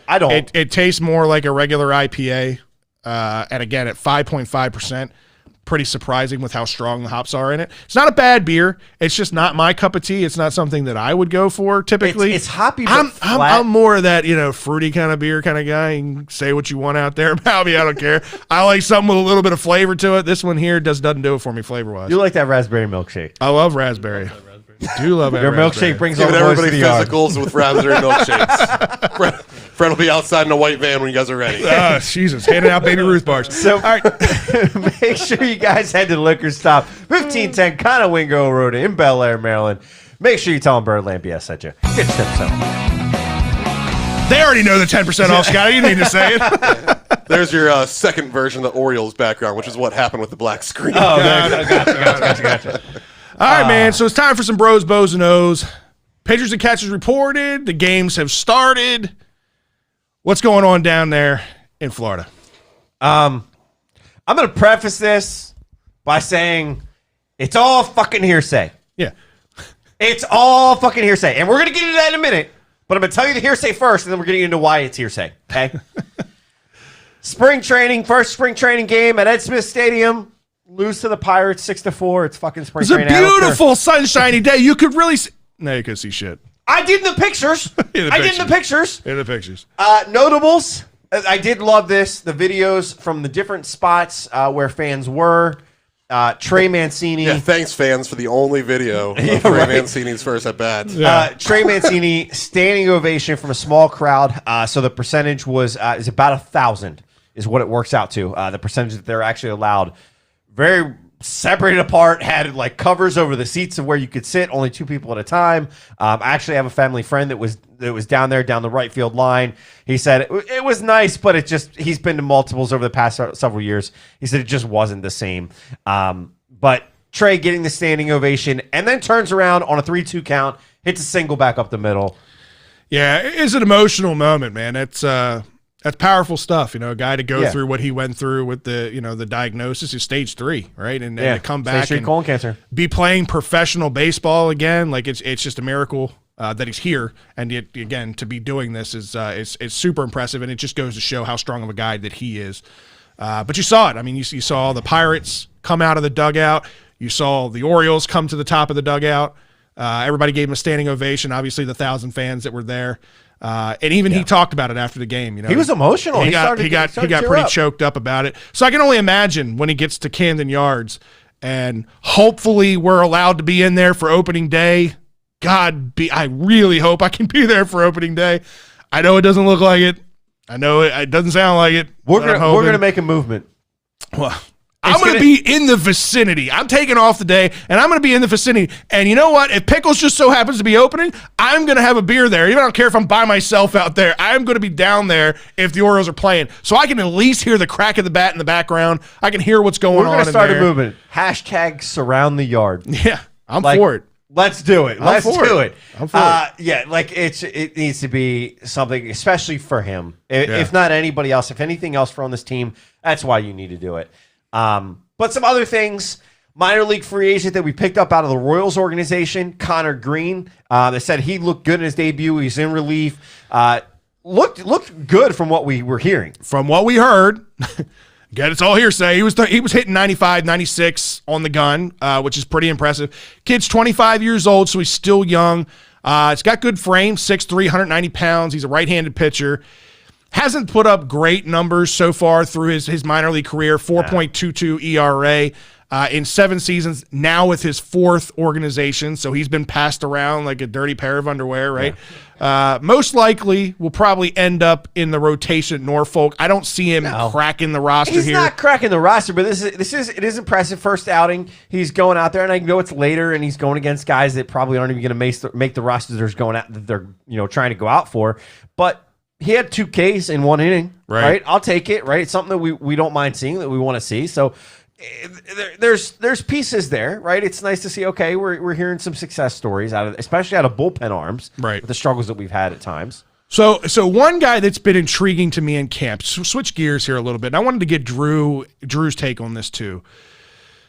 Manny Machado trade, right? The big piece that we got in that. Yusniel Diaz. Like, it's about time to start reaping the rewards of that Manny Machado trade. I know we've seen some of the lower-end pitching prospects that we've got out of that trade come up and make some noise, right? But Diaz was the prize piece. And expectations are that he'll start the year at Norfolk, right? But in his first spring game, he had an absolute freaking bomb on one of the first pitches he saw. So you heard. So I heard, and then saw the video later. It looked great off the fucking bat. It did. Did you see where it landed? I did. Way over in the left field, over top of the what do you call it? That little food court thing there that they got going on. So I mean, it was a moonshot. Just making sure you saw the only video shot of that. The only video that they had of the day. My question is though, right now, if he were to crack camp and actually make the roster out of camp, he'd probably be a 4th outfielder. He'd be in that competition, I think, right now with DJ Stewart, I know he's had some kind of blunders out there in the outfield, but he's looked good offensively the couple of times that he's got an opportunity. He's looked good already he had a bomb as well in his shot. What do you think his chances are of making the squad out of camp? Do you think he's back in Norfolk to start and then he makes because listen, the couple years that he's been here, he's hit over 300 in spring training, both years that he's been here. Yeah, if he continues what you've been seeing him in spring training, it's kind of one of those situations where, like you said, I don't know if you now or never. Yeah. I don't even know if that's really the term because there is competition in the way. Right. But if you'd mean to tell me that, like, he performs in spring to what he has been doing and what you expect of him, and you got a DJ Stewart and maybe he falters a little bit, I mean, the only issue that could really hurt Diaz, well, kind of twofold, is if Stewart's playing well. Right. And I guess what you're doing at first base situation, because then if Trey's playing right field, that takes a spot away. I think they nixed that. I think that they said Trey was going to end up being the first baseman at least to start the year. It'll help him. Sure. It'll help him anyway. Right. This is the then that situation, but then also what happens at center field? Is that a true platoon, or do both Hayes and Mullins show enough that maybe one of them, they're one playing side of the center, plate, but then one of them's in left field? Right. So here's my thought on this, right? I know that you just said he could be the fourth outfielder, and he absolutely could, but I think we know Santander is making it. If he's on the roster, they don't trade him, but yes. Yes. Assuming that doesn't happen. I think he makes it. You got Hayes. Yep. Mullins. Mountcastle. DJ Stewart. Yusniel Diaz. See, and the other invite to camp that I think will make the roster again, Stevie Wilkerson, who can play outfield. He's your platoon. He can play platoon. He can also play. I'm glad you brought him up, because Stevie Wilkerson for me is kind of the wild card in all this. And I say that because out of all those guys that you just named, really Diaz is the only guy that can play all three outfield positions. Not that you couldn't put Mullins in all three or Hayes in all three, but out of those, he's one of the only guys that can play all three positions. I would he's say played center. Him and Wilkerson could play. That's what I'm saying. That's what I'm saying. Wilkerson is the wild card in this. I think if the team plans on keeping Wilkerson, then Diaz goes down to the AAA. But see, I think you can't afford not to have Wilkerson, because he can. But they've already proven that they're willing to cut him, that they don't think that he's part of the future for this team. He would just be a piece to fill in. That's why I say Diaz is a part of the future. You put up one of your best players that you've drafted in team history in a very, very long time to bring this Diaz kid in here. Oh, yeah. You got to start figuring out what you got. You have to, and you can't do that without giving him opportunity. Go ahead, James. You didn't bring it up. I don't know if you know or not, but Mullins is your guy. Yeah, I love Mullins. And I don't know if you heard, he's going to only bat left this year. I have not heard that. Yep. Yeah. So he's doing away with switch hitting. Yep. He's only going to bat left hand. He talked to Hyde, and he also talked to Elias, and they sat down. Is this his, or is this the team giving him the numbers? Him. This was his decision. The analytics, it showed him that's why last year he batted a couple times lefty on lefty and had good success. So now he's officially said he's going to stop switch hitting and bat left-handed. And I'm fine with that, because it's rare to find a true good switch hitting player anymore. They're just rare. They're rare to begin with, but they're rare to find one who hits well from both sides of the plate. Yes, there are people out there that can do both, but they tend to have that dominant side. But they don't, unfortunately, get away from it because they advertise themselves as a switch hitter. Well, I'm okay with him saying that he's going batting left out of the left side of the box full time. That's another thing, is that we were blessed to see Eddie Murray was the best. Both his swings looked natural from each side, and they looked the same compared to some look different each way they're at bat. So, and Brian Roberts, he was another one. I would say you've had Eddie Murray, you've had Brian Roberts. Matt Wieters didn't do a horrible job at it either. Oh, he was right. Wasn't he was he was not that horrible. I think he could have been a better player if he would just switch bat one way. I can't remember which way it was, but Matt Wieters definitely had more power from one side. Oh, yeah, more power on the right hand side. That's what I thought. But he was a better contact hitter from the left hand side. Right. So that was the difference. That was the playoff. That's why you can sit there and you can say that Wieters was bad, but go look at his contact. Bad because I think if he would just practice one way, he would have been better. There's a difference between there's guys that you either have power or you have contact. There's very few guys that have power with contact, right? They can place the ball where they need to. From the left side, Matt Wieters could make contact. He could spray the ball fairly well. From the right side, he had more power, and that was there. That's where the Maurer with power was advertised. But it was just the fact that from the left side, he was a better contact hitter. And that's why it didn't always work out, because of most of the guys he was facing was against the power situation, but he wasn't the best at contact in the power. So Alex, I know you haven't been watching the show since the beginning, but his comment was, I just don't see it in Mullins. So my whole thing with Mullins, right, is I was a huge Brian Roberts fan, and I got to watch Mullins in the minor leagues system coming up through the ranks. and he reminded me at the plate of a young Brian Roberts because he was a switch hitter, because he had the plate discipline, because he had the speed. He had everything that I liked in Brian Roberts in Cedric Mullins. He just so happened to be an outfielder. So I fell in love with that. And then when he got his opportunity up here, I get it. Like, it's been up and down. He's had some good streaks. He's had some really bad streaks. So I get it. I'm not completely sold on Mullins. I like the potential of having that table setter. We haven't had a true leadoff hitter since Brian Roberts. At one point, our leadoff hitter was Nick Markakis. Like, we just didn't have anybody to put in that true leadoff spot. Don't knock the best contact hitter. He's a great contact hitter, but he's not a threat on the bases, right? That's what made Brian Roberts so great, is he was that complete number one leadoff hitter, and we haven't had that, and I thought we would have that in Cedric Mullins. Well, speaking of middle infield, you brought up Roberts. He's not a second baseman, but he is a middle infielder. Freddie Galvis in his debut, former Red. Rough day. Bad day. Supposedly. Supposedly a bad day. Allegedly. Had a hard hit ball. There was an error involved for him. Maybe it's knocking off some rust for him. I don't know. Yeah, I'm not going to be too judgy training. Right now. Right. It's spring training. There's too much to say. But let's get to why we keep saying grab your supposedly. Popcorn. Grab your popcorn. I didn't realize. I'm going to put this on myself for a second. You got it. Okay. We know when you're going to rant. You're on mute because this is an Orioles segment, so we can put you on mute. Deshaun Watson. Shut up.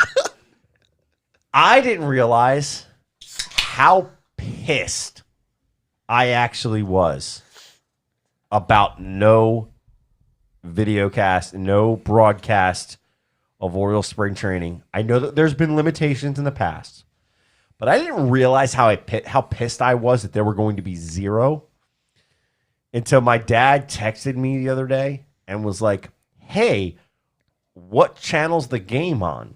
And I had to go, none. Right. And he was like, "What?" And I said, "Well, it's on Pittsburgh, but the only way that you can watch it is you've got to get a VPN and tell your computer that you're watching from Atlanta in order to even watch the Pittsburgh versus Orioles spring training game." And what pissed me off even more was I couldn't say, "Oh, just go listen to the radio broadcast," because they're only doing about fucking 12 of them the entire spring training. Are you fucking kidding me? Like, this is just, it blows my mind at this point, right? Like, there are so many games. And for a money-hungry organization, you need every penny you can get. Every penny that you could get, right? I 100% agree with you. It's disheartening because, I mean, granted, it hasn't been a ton of spring training games that have been televised locally in the past. It's usually somewhere around 5-6 games, right? But they don't even have that going on right now. They've got literally 0 games. And again, there is money to be made. So this got me thinking, I'm like, I wonder, we don't know. I don't know the fine print of the Masson contract, but I almost wonder if there's something written into that Masson contract that says all spring training revenue goes to the Nationals, and this is the way the Orioles are going, fuck you, you're not getting any of our revenue, we're not going to broadcast any of our games. I don't know if, like, that's in the verbiage of the contract, because it doesn't make any sense. I get it that, like, spring training games aren't the big attraction. It really takes the diehard fans, like the 4 of us in here, not 5, 4 of us in here that would actually watch a spring training game they would make money on. But there's advertising, there's all kinds of things that you can be doing to making money, and you're not getting any of that by not doing it. Masson is still a system, a broadcast system, right? That's out there. And I know that sometimes they have like ESPN News. Is the money that you're getting from ESPN News so much greater than what you would get if you advertised and you just had it on? For God's sakes. You and I were talking about this pre-show, Fred, because I was just so frustrated with this, and we had to talk about it pre-show. And you guys, I'm really curious to get James and Drew's take on this.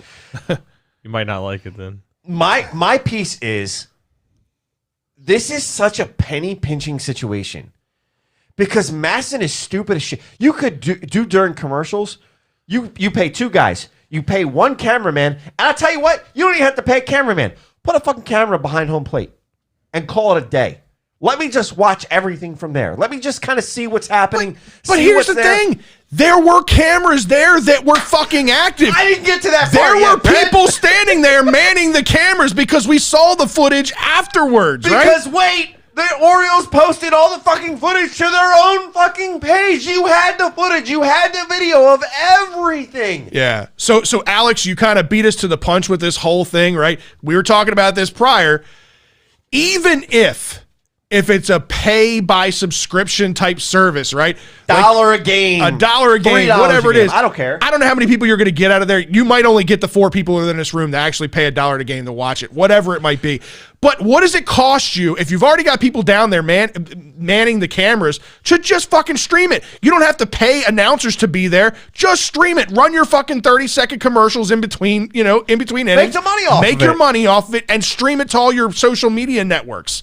I don't understand it. I know some guys that used to do Monday Night Football that might have put some commentary on that shit. And that's the other side to it, right? Is that there are people like us. If you would not have to pay me $500 a game, I got you.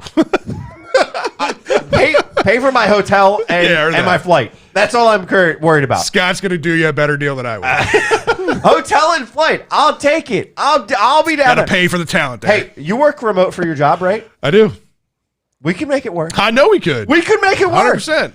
Orioles, call us. But no, like hit me on the hotline. So it's just so frustrating that this is not happening.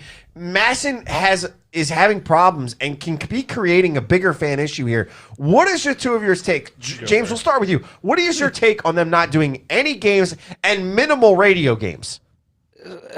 Just sounds like the Orioles being cheap again, and second of all, but it's a money maker, not an expense. I understand, but they in their brain, they probably think, oh, we have to pay this guy. But like you said, so easy. Just put a camera. Profit outweighs I don't expense. care if I have to hear. I don't have to hear any bullshit announcers there anyways.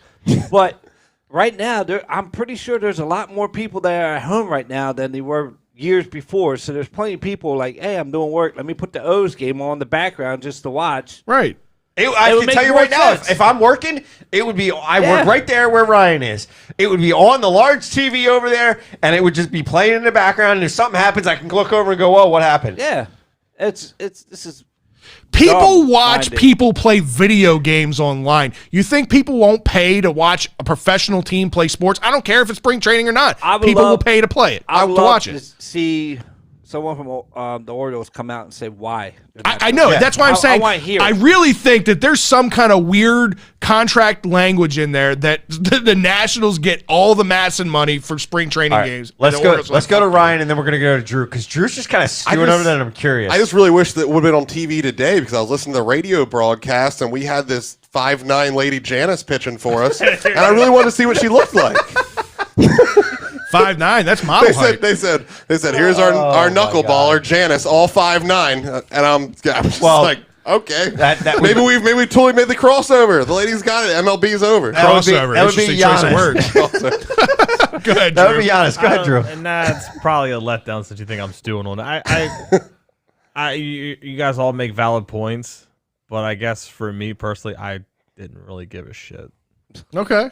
It is, and I think that's probably the average fan base out there. If you told me you were cutting corners and during 162, or hopefully we get 162, then yes, it's cheap ass fucking Orioles. And all right, draw your conclusions.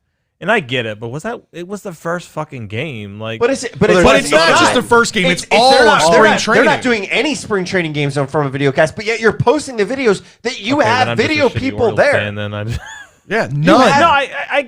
No, all valid points. There's nothing. I'm not bringing anything exciting to the table. I just don't. I see your points, but I just don't. Let me ask you this. I'm not going to watch them. I've never really watched spring. I've never really paid attention to spring training. I'd rather just go online. I'd rather listen to Steve Molesky, anyone who comes on the Fan. I'd rather go on Bleacher Report and read about it than watch the shit. So all right. So I'm gonna ask you a question to probe into that. You wouldn't.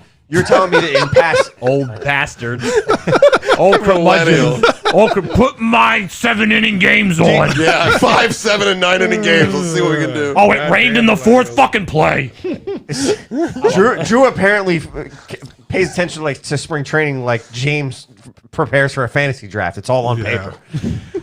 But anyway, Drew. So you're telling me that you would, in past spring training, you wouldn't go back and on MLB app or anything and watch like a quick little highlight or, see the video. Oh, so-and-so hits a home run. You go back, you watch it, you see maybe, and that triggers you to go, oh, what happened here? Here's another video. Let me see what happened here. This is a strikeout. It's Bleacher Report. Right. But where do you think Bleacher Report got that? But you're saying I could go back and just watch that then instead of wasting my time watching a guy named Janice play a fucking throw a knuckleball. I'm so let down. I'm busier watching Bluey and Puppy Dog. So Pals. here's what I'm going to ask you. Bluey is the best kids show. Dude, when Bluey comes on, they fucking stop. Oh my God! I feel like the show is taking a turn. All right, anybody has kids Ryan, out there, shut up. Bluey is not boring. We know what Bluey is. That dad Either is way. a saint. Anyway, Drew, focus. Sorry. Focus. Ryan, stop. I feel like a kid now. Jesus Christ. Getting yelled at. Mute Ryan again. Ryan's muted again. Go to bed. Jesus Christ. So my point with that is we were talking about the fact that there are very minimal versions of the Orioles games that are posted. So all those Bleacher Report videos that you were watching are gone. They are now either posted by the Orioles site, so you're only controlling what they want you to see, or they're fan videos. That's all you've got. You don't have the Bleacher Report videos anymore because they were using MLB, and MLB is it's very minimal. I want to say it's maybe 6 to 8 games max that are on video in any way, shape, or form, and they're all with the opposing team. Yeah. No home broadcast. Like the Pittsburgh broadcast, you could watch it on MLB, but you had to wait until 2 a.m. in the morning on Monday morning to be able to watch it. That's the problem with all of this. Good point, Scott. I'm gonna have to call my cable provider, ask for my $8.99 monthly charge for these massive channels that I'm not receiving. Right? Like, it's just my whole point is it's a little bit of a rabbit hole. This is just my question is are we in that bad? Like it actually starts to scare me, to be honest. Are we in that bad of a situation that we can't video cast, that we can't just I don't care. Don't pay a soul. Put a camera behind home plate where there's technically already one for every spring training game and put that on Masson. What's it going to cost you to do that? It's minimal amount. If you want to put in advertising, maybe you're paying the producer to advertise, but that's it. Like, that is it. It is, you could do this in a minimal fashion and make profit off it, and they're not doing it. It's stupid business decision as far as you can do the NFL commercial where it's just like the picture in picture, where you don't even cut away from the camera. It's just a picture in picture commercial during the batter walking up. There's many ways that they can do every it. 30 seconds in baseball, and no one would notice. And it's not like they're not thinking about it. There's reasons that this isn't happening. I get it, the frustration behind it, and I'm frustrated too. I wish that there was a solution, and I'd be completely satisfied with that. Just make me fucking drink. drink. A camera behind home plate, I'd be fine with. But something's absolutely got to change. I just feel bad that I don't share the passion for spring training games like you guys do. You're not an Orioles fan. Sorry. Not a real Orioles fan. One last thing before this tattoo. One last quick thing before we move on. I don't know how this guy's Mine's still. bigger. I don't know how this guy's still employed by the MLB. It's an older arm though. It's a little stretched out at this point. Oh, Jesus. I don't know how this guy's still employed by the MLB, but did you? I know we kind of mentioned. I sent it to you. Did you know everybody watched the video with Angel Hernandez? Yes. And the announcer for the Cardinals who goes, and Angel Hernandez is in mid-season form, If you didn't not see knowing it. a strike zone. By the way, It was about dead red as dead red could be, right down the middle of the plate, and he completely missed it. speaking of digressing, whose idea is it? Oh, we're playing the Reds. Let's wear our red jerseys if you're the Nationals. Right, the red versus red. Red on red. It was so horrible looking. Yeah, But it adds to the but situation. you don't watch spring training games. Anyway, I see clips watching from the Bleacher wrong team. Report. Oh, wait, the clips from the Reds and the Cardinals. Fucking there no. you go. It's like that basketball game where they had to change jerseys mid-game. My because whole- they were orange. Right. My whole point with that was I don't know how the hell Angel Hernandez is still employed. He either has something on MLB, I think that's it. or there's a diversity thing going on there. But he should not be. He has proven time and time again he should not be a It's professional. probably a umpire. little, not. I'm not saying necessarily just him, but it's probably a situation where there's not really. There's got to be somebody better than him. No, I'm not saying there's nobody better than him, but I'm saying like you're not. Who's chomping at the bit to be a professional umpire? we don't All know. the non-professional Everyone umpires. that's down in triple double and single A right now. Yeah. Everybody was Every unemployed single one last of year. them. God damn it! Now I look like I'm defending Angel Hernandez. Drew is swinging for the fences tonight. The guy's missing. It's time for this week's rundown. We're going to go through this kind of quickly. Yeah. One of the bigger NFL free agents that hit the market kind of recently was J.J. Watt. There were some everybody fans out there wanted to see the connection with the Ravens and J.J. And obviously the Ravens had been pulling in some coaches. They brought in, the defensive line guy, Anthony Weaver. So they thought, well, maybe the Ravens are going to bring in J.J. Watt. Well, then they got into panic mode because they thought, the Browns are going to sign him, or he's going to go sign with the Steelers and play with his brother, and everybody's freaking out. Well, it didn't go anywhere. He ends up signing with the Arizona Cardinals. Now, I'm scared to see what that defense looks like next year. Yes, I am. I mean, listen, J.J. Watt and Chandler Jones is going to be an absolutely ridiculous combo. Buda Baker in the secondary. Side. Yeah, I mean, the thing with J.J. Watt is he's not Batman anymore, but he can play a good Robin. And if you've got a guy like a Chandler Jones out that there, comparison. Yeah, it wasn't me that said that. Somebody else did. I'm just repeating it. But if Chandler Jones can be that Batman and ask J.J. Watt to be a Robin, Robin can be a hell of a good Robin. So I don't know. I think this is a great defensive front. The thing is, JJ talked about wanting to be released so he could go to a Super Bowl contender.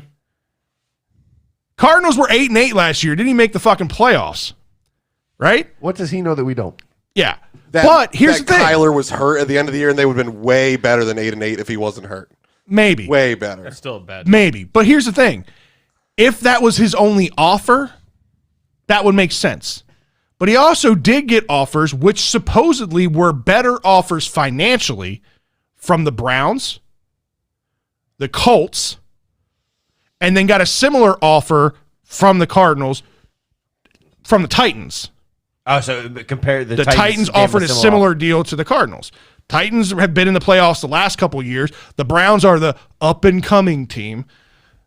Pair him with Myles Garrett. By the way, did you see the basketball video of Myles Garrett dunking the basket? Yeah. Holy Hercules. This dude is athlete. I didn't realize how big this dude is. Like, I knew he was strong. He looked ridiculous. His arms look bigger than his body. He looked absolutely absurd. But anyway, you pair J.J. Watt with Myles Garrett. That's an absolutely ridiculous defensive front. But he turns that down. He goes to Arizona. Are you surprised with that? At least he's not in the AFC North. He wanted a retirement city, man. That's where he went to Arizona because that's where he's going to buy his last house. That's where he's going to raise his kids. So you're saying the wife had a lot to do with this one. I mean, this is his last contract. We all agree with that. Yeah. Arizona is a hell of a tax-friendly state. It's a great place to live. I don't see any problem with it. This is a lifestyle choice, I think. Makes sense. All right. Hey, so Russell Wilson definitely doesn't want to trade now. But if you're going to trade me. Get me away from J.J. Watt. I only want to go to these 5 teams. Yeah. What were you going to say, James? So's Texas. Yeah, Texas is tax-friendly. That is true. Well, yeah, he just wanted out of that team situation. He would have gone to the I don't blame Cowboys, him for what. Yeah, I don't blame him for wanting to be out of there. I'm just surprised. No, but he went to a team that I think is just the same as the Texans. No. Yeah, they got a backup quarterback too. He's similar. Future Hall of Fame backup. Moving on. Sunday, I don't know if you guys saw this. Sunday, there were a ton of players, both on the men's side and the women's side, in the LPGA and the PGA. It was basically Sunday red in honor of Tiger. Tiger tweeted how touched he was in the show of support. The picture that we have, actually, that's not even the picture that's supposed to be up there. So I don't know what happened to that. But the picture of all the guys that were wearing red, all the ladies that were wearing red. It was quite impressive showing. It was a great deal of people that were doing it.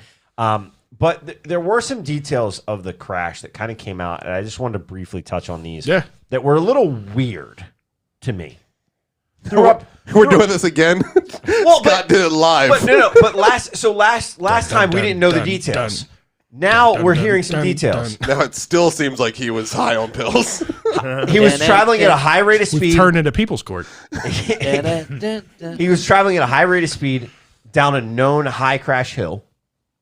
He had no skid marks and no apparent avoidance of this collision that then rolled him across 2 lanes of traffic and then over a hill. That tells me he went night-night. Squirrel. So here's the thing. One of the things I feel like everybody is overlooking, and this is where I think you're absolutely right on this. When the first officer on scene was interviewed, he said, this is a direct quote, Tiger was able to speak to me lucidly. He was incredibly calm. Benzos. Shock. Shock. Oh, my legs, bro. You do go into shock like when you've gone through like something big or traumatic like that. So I mean, it's potentially that could have been the case. Maybe shock. There's a lot of other factors. No avoidance. You didn't try to avoid the collision. You didn't. If you were in shock, I was in 2 very serious accidents that I walked away with absolutely nothing wrong with me. And when I walked away from them, you would have thought that nothing had happened to me. So that doesn't surprise me. I'm not going to say that there was something going on. So I was in a car crash that twice. One, I had to be cut out of my car and taken a shock trauma. The other one, the firefighters were astonished that I was still fucking alive because I did 60 into the middle of a see barrier. this car crash dick measuring contest up front? I'm sorry. I thought I was on monitor. I didn't mean to say that out loud. I was in a light tap situation on Merritt Boulevard. I really the one car crash, the firefighters showed up. I can get the lucid part. I cannot understand the calm part because in neither of mine, the first one that I was in was up in York, PA on 83 and was in a situation where I was shaking so bad. The firefighters put me in the fire truck to be like, this section brought to you by MD Crash, 855 MD Crash. Look up on Facebook.com, 855 MD Crash. But like I was shaking. I was in such shock. The second one, I didn't know how to speak to them. I could not speak because I could not feel the entire left side of my body. It was scaring the living fuck out of me. All accidents are different. All accidents are different. All people are different. Yeah, and I get that. All benzos are different. And we're going to get a cease and desist letter if we keep talking about it. Tiger's lawyer going to be like, fuck you, Birdland BS. Bring it on, Tiger. Bring it on, buddy.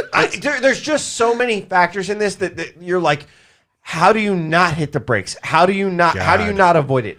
When you roll, how are you so calm? I'm going to hate the show where they prove Scott's right. And oh man, that's gonna be awful. I will say I fell asleep at the wheel because of sleep apnea back in the day before I got my surgery. So there could be other reasons to fall asleep. Yeah, but he does have a history. And also, this ain't his first accident. So he's probably like, single car accidents seem to chase this guy. And last time, what was the situation? He was calm. He was speaking lucidly because it was the. I'm not saying that that's the case. I'm saying that there's a lot of parallels and there's a lot of things that as a person. I question. That's all I'm saying. Now just think that calm and lucid guy. He got around. Like that's the guy that had a controversy. You don't see, you know what I mean? Like think about it. It is like that could be just his demeanor that he was always. He does it on the golf course. He's calm and collect but he isn't lucid. All right. Anyway, moving right along. This really fast rundown is falling apart. Yeah, it's falling apart. All right, let's go. MLB news: Padres left fielder Tommy Pham was in the starting lineup this Sunday. Why is that impressive?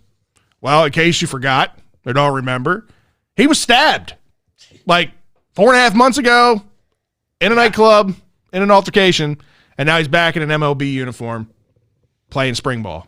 Yeah, apparently, like they were saying it was pretty bad. Like I think his interview said that he almost it was just short of him like being paralyzed or death. Yeah, they said if he was in such a good shape as he was, that it could have been much worse. So yeah, a pretty amazing story. Needed I think it was like 200 stitches after that stab. It was pretty crazy. Still haven't found anybody to make an arrest on that either. By the way, no. But you know what, Scott? One of the things I saw this week that I wanted you to talk on because I know you talk about it a lot on the show. Cards. It comes up every once in a while. Sports cards. You can thank Gary V. There was a pretty big sale of a basketball card. I mean, you can thank Gary V for all these because I told you I was on it. I'm staying on it. I'm staying on top of it, right? Thanks to James for the additional call. I had seen it and I was like, yes, now that James has seen it, yes, this is making the rundown. A rare Luka Doncic rookie card has a patch in it from a game-worn Dallas Mavericks game, and it was signed. So those are the important points. Sold for $4.6 million. Ridiculous. The crazy part about all this, and I went back and I watched the video. This was found in a pack break on a lot. You know how they do the pack breaks? It was found in a live pack break. Wow. And the sale was $4.6 million. It was done. The pack break was done by Leighton Sports. And did I mention that box of cards probably came in a beat up UPS box when it got shipped to them? Oh yeah, $4.6 million just sitting in a beat up UPS box. The crazier part about this is this card DHL. is one of one. DHL. DHL might be able to do a better job than FedEx recently. But no. So crazy points. Highest value card in NBA history. That's crazy. It broke the LeBron James card that just happened not long ago, right? Just a few months ago. And according to TMZ, this is the second highest purchase of a sports trading card ever. Why is TMZ reporting on a sports card? That's the weird. only record of LeBron's he'll ever break. There's a lot of upside to this card potentially with the way Luka's been playing. But the only other card to do better was, if you remember, like about 6-8 months ago, remember us talking about the 1952 Mickey Mantle card? Yeah. That was $5.2 million. This is the second highest card. The next one behind that is the Mike Trout that sold for like 3 point something. Doncic's youth definitely plays a role here, because this could be a major investment, but admittedly, if I had the money, I'm not sure I would have spent it on this. I think these guys are buying their own cards. They're full of shit.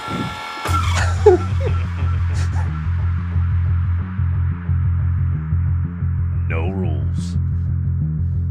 No boundaries. 2 topics. 30 seconds each. It's time for the 2-minute warning.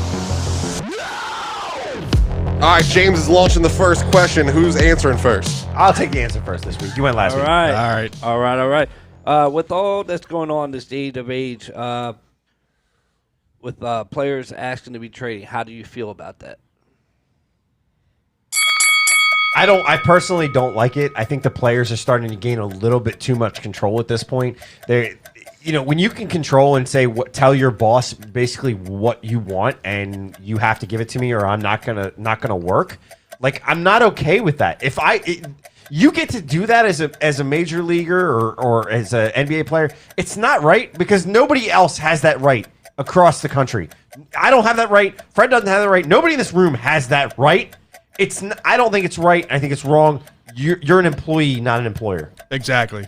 You took the words right out of my mouth. You signed a contract to play to the terms of that contract. Like the people that all these players, it took one, right? It took one to get the balls to do this, and now everybody's falling in line because it saw it happen with one, and that's what sucks. I hate it. I think it's stupid, and it's going to continue to get worse unless the sports, MLB, NHL, all these guys step up and do something to stop it. Yeah. You have three Cup Series races in. There's 3 young up-and-comers in the winning circle. Is this a changing of the guard, or will there be a return to normalcy? I think you're seeing the changing of the guard. Guys like a Chase Elliott, who've been around for a few years, I think are kind of the in-between situations. I think you're going to have a lot of these up-and-coming guys. The youth is taking over. You can't sustain some of these, these long-term drives, these long-length drives. I don't see this being something that is going to change or be the normalcy. I think this is truly a changing of the guard. It's cool that some of these young drivers are coming up and having success, but for me, with NASCAR, as hard as they are with rules and stuff now and restrictions and these cars being built equally, the age factor for me doesn't really play a whole lot in this. I think that you can have just as much success as a 30 or 40-year-old driver as you could as a 19 or 25-year-old driver, because, again, NASCAR has such a restraint on these cars and the competitive balance with them. Yeah. We tried. Wrong one. All right, Scott. Sign us out, man. All right, guys. We appreciate you guys tuning in each and every week, as you always do. Make sure you check out the website, www.birdlandbs.com. While you're there, you can get yourself some gear. You can learn about each of us. Check out the latest versions of the Shell and Tell podcast. I know you guys probably have one that's coming out soon. I know you just did one not long ago. Yep. So make sure you check those out. You can also check us out on BigPlay.com, Big Play Twitter page, and also BirdlandSports.com. Follow us on all of our social media sites if you aren't already. At Birdland BS is how you find us. At Fred BLBS, at Sky BLBS, and the 3 knuckleheads over there. We can let you guys plug later. Make sure you also like, follow, subscribe while you're there.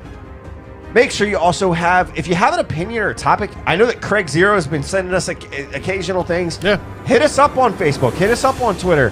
Wherever. Leave us comments. We try to bring them up in the show. Ryan brings up the live comments. If you want to talk about it, we are always looking for topics. Send it our way. We appreciate the help. As always, be sure to check out the audio version of the podcast. Spotify, iTunes, Google Podcasts, wherever you listen to your podcasts. Go check us out. Give us a review. And if we're not on your podcast platform, let us know. We want to be there. As always, we'll thank you guys. We want to thank you guys. Jesus Christ. We want to thank you guys for tuning in. For myself, Fred, Ryan, James, Drew, we'll be back next Tuesday night, 7:30 Eastern Standard Time. We'll see you guys. See ya.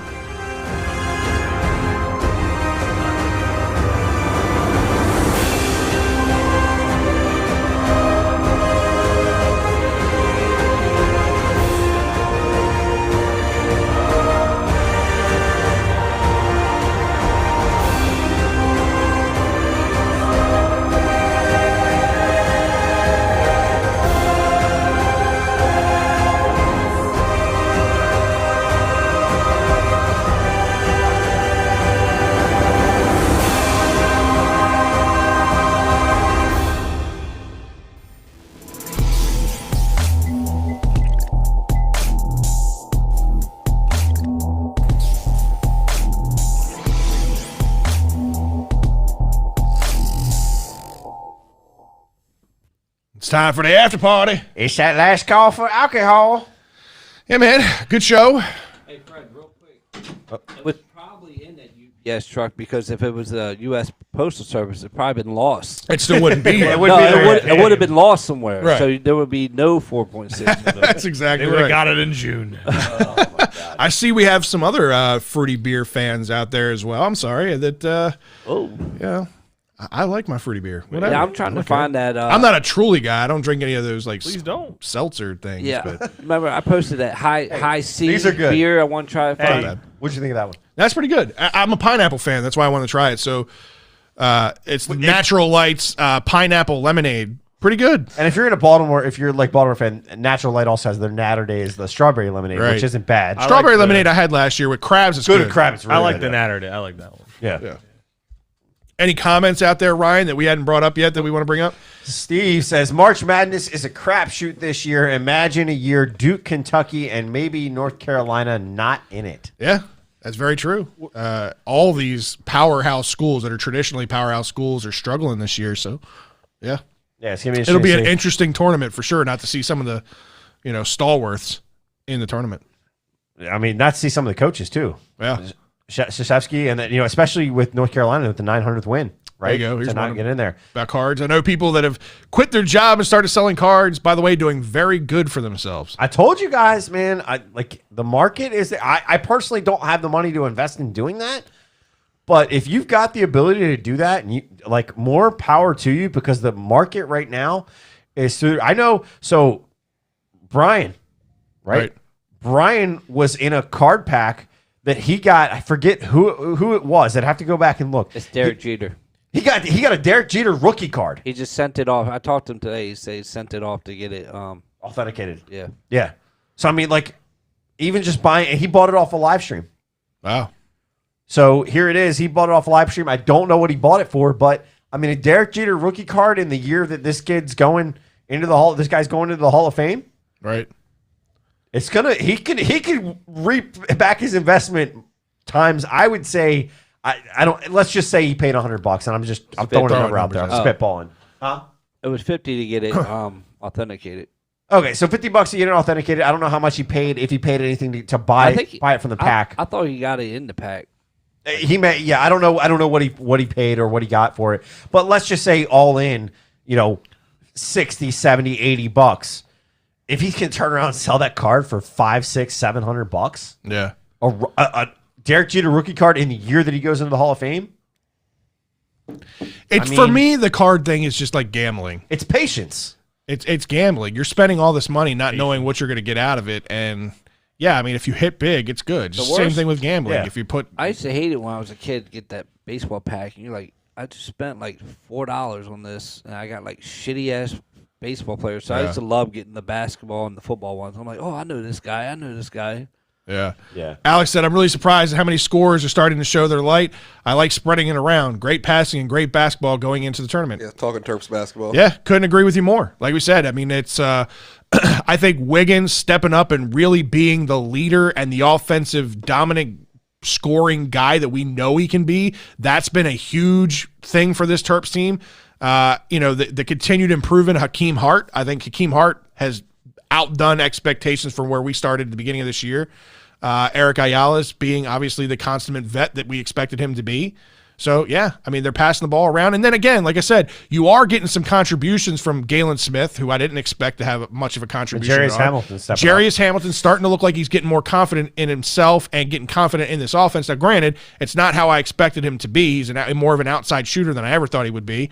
But, yeah, they're spreading the ball around and everybody's pulling their weight. I know you gave your take on it, Ryan. What was your take on the whole situation? Do you really truly feel that Daryl Morcell has a real shot at Big Ten, but especially National Defensive Player of the Year, the way he's been playing? Yeah, I mean, I don't think that he's just going to be in the conversation for national. I don't know how they're going to really determine it because there haven't been enough crossover games. Is that award done before or after the tournament? Do we know when that's? I thought it was done like before the tournament. So it was done during after. If it's a regular season award, it's going to be more difficult. If it's a postseason, like after the year is done, then you're going to see how good the Big Ten really is. If the Big Ten gets 5 teams to the Sweet 16, like I think they will, then he's going to be a shoo-in for it. Okay. He would have dominated some of the best players in the country. They will not be one of those 5. They will not be one of those 5. I got 2 things for you guys. Anybody can answer it. Yeah. Number one, I think they're talking about it, and if it doesn't work out, but they're talking about Juju would probably be a good fit here because he's a bigger guy. He can block and can fit the role as a Raven, I think. Yeah, and then second off, my other one is what you guys take on Russell Wilson? Like, do you think he wants out or he's just asking for the help? So we'll start with Juju. No. Like his personality, the me first thing, the dancing bullshit. Goes completely against what we were just talking about. It might change the TikTok here. Stuff. Yeah, that's a big what if. I think Tomlins allows it because he's like a player's coach type thing, and that's cool. But Harbaugh isn't that way, and I don't think Harbaugh would stand for that kind of stuff. Go ahead, Drew. I think he shined because he had AB on the other side, and I think you saw his true self last year. And I don't want another wide receiver that's going to be coming in here dropping passes. Another number 2, 7 deep. Another number 2, number 3. I don't I'm not asking for number 1 money. I'm talking about like. I don't think he's the right fit. I don't for multiple reasons, personality, and I don't think the skill set's there for what we need. Russell Wilson, I'll let you start. So the Russell Wilson situation, I think there's some frustration that's just built over the years, with a lot of different things. I think where everything started to go downhill was not using Marshawn Lynch on the goal line, right? You start questioning the play calls. I think Pete Carroll has a little bit too much influence on what's going on. Just like Harbaugh has his guys, I think Carroll has his guys, and maybe they're not always the right guys, right? But he's just being loyal to them because he's brought them in. I think Russell has every reason to, he's scrambling for his life back there. And I think he has every reason to say, I want help on this offensive line. And if you're not willing to give it to me, then get me out of here. This is his career. This is one situation where I get it to an extent. I don't agree with players saying, I want trades. I am okay if he's coming out saying, I'm not being protected. I don't feel protected by this team, by this organization. If they aren't going to protect me, I'm not sure I feel comfortable for my own well-being to play. If that's how he's coming out and saying it, I don't have a problem with that. And I think full circle, I think that it's a very valid point, and I think that's why I kind of said earlier about Lamar's contract situation. If I'm Lamar, I'm waiting to see how the pieces fall. Are you willing to invest in my future? Are you willing to put some weapons around me that I think I can produce with? Are you willing to protect me by putting offensive linemen in front of me that are going to protect me before I'm going to make my decision on signing that $40 million a year deal? Because he's going to get $40 million a year somewhere. whether it's here or not. There's going to be other teams out there that would pay Lamar Jackson $40 million. So it's not the money thing for him. It's what can I do in that 5, 6, 7, 8 years that I'm going to be under contract. So I think it's a very valid point. Like I said earlier, I hate the whole I want out. I want to trade. You signed a contract. Live that contract out. You should have thought that through 3 years ago or however long it was when you signed that contract. You can absolutely voice your thoughts though. If you're like, I don't feel comfortable. I have no problem with my physical well-being is at stake here. I have no problem with that. I got no problem with that either. With the way force the team's hand, then force the teams go public. You don't have to be a dick about it, but go public and you don't have to go Yannick about it. You don't, right? But you can go public in a way that gets your point across and voices your frustrations. That then puts the onus on the team to be like, you know what, he's right, or we need to make a move, or fuck this guy and we're trading him. That puts the onus on the team. All that needs to happen is you just need to be asked the general question of what do you think this team needs to do to improve. Look, guys, there's some things that are there, but honestly, one of the biggest things for me is I think we need protection for myself. I'm scrambling out there. I appreciate the guys that have been out there, but it's just not enough to protect me and give me the time to do my job. That's how you have that conversation, and you put it out there, and you say, I'm not comfortable. I don't feel safe, right? What's the first thing that any employer, right, is going to do naturally is if I went to my employer and said, I don't feel safe doing my job. Right. There's an investigation that happens. There's all these other things that happen. That's one thing I give credit to Russell Wilson for coming out and saying, like, I don't feel safe in this situation. Are you grumbling over there? Yeah, I don't know. I'm talking a lot of random shit. Don't worry about it. Okay. What is happening? So in this situation, who's more right, Watson or Wilson? Who's more right? Who's more right? In the way that they went about it, maybe Russell? So Russell being passive aggressive is better than that guy literally just saying, like, my organization didn't even care about my. No. So here's my. You're gonna get me. You're doing this to get me going on purpose. I'm not but gonna lie. Watson. We talked about it a little bit on Saturday. Watson. The thing about Watson is Watson's not even giving Cully a fucking chance. You're not even giving the guy that they brought in a chance to come in and go, let me show you what I can do for you. Because it's beyond Cully. It's an organizational thing. But Russell Wilson's not giving the organization that he's been with for a decade a chance. That's had the same coach. That's been having struggles for the past several years. That has serious. Won the division a couple times. But here's the thing, right? So it's.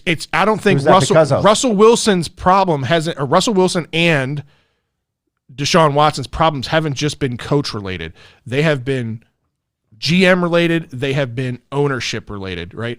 When Deshaun Watson was promised, he was promised to be involved in contract situations for future players, pieces that you were going to be bringing in to build around him.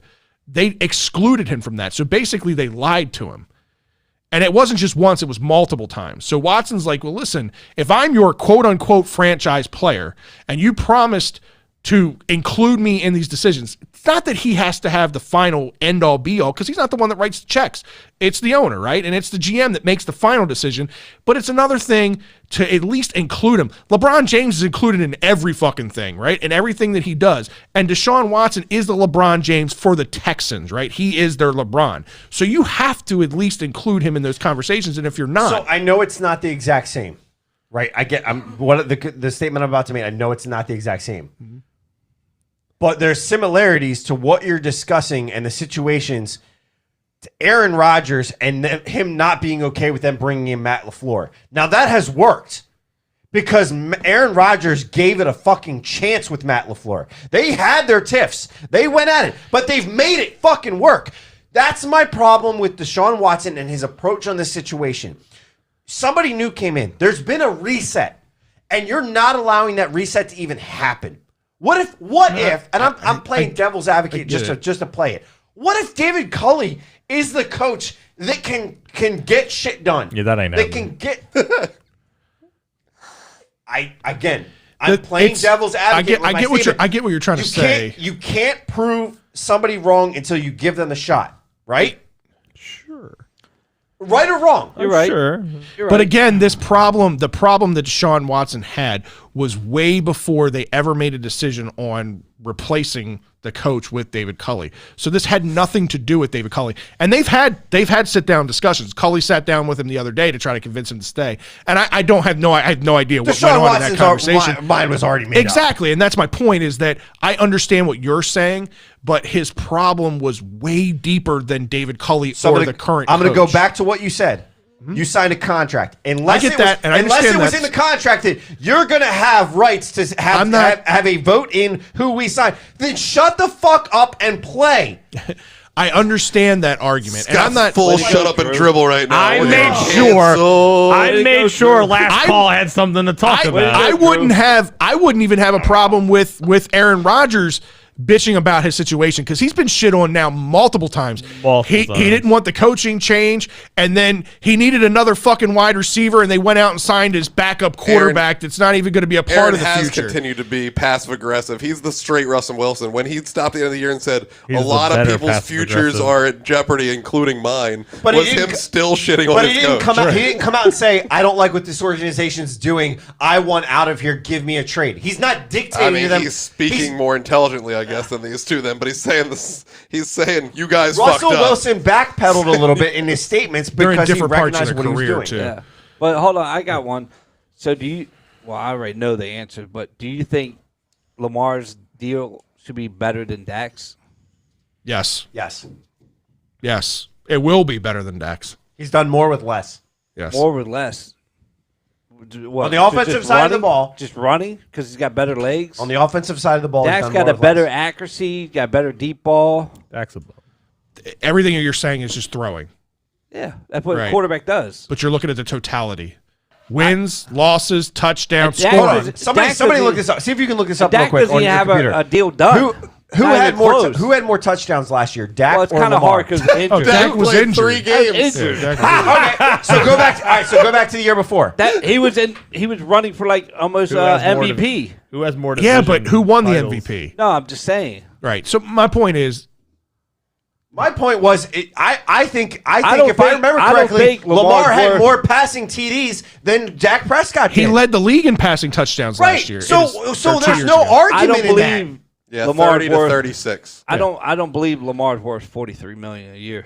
No one's worth $43 million a year, right. But there's going to be 8 or 9 quarterbacks. The market dictates and says that he's worth 43. I think, to be honest, as a Raven fan and as an owner, I'd rather see what he does this year. And I'd rather see him play out his schedule, and that backup quarterback that played behind him looked pretty fast too. Let's let him take I like him too. I think he's going to give Lamar a run for his money. He's going to be. We'll let him go play for somebody else, and then he'll be our quarterback. He's going to be the number 2 backup next year. And if Lamar goes down and he comes in and starts winning games, that changes the whole contract. If there's no contract in, that's true. But that's a big if. If all that Tom Brady happened. did that.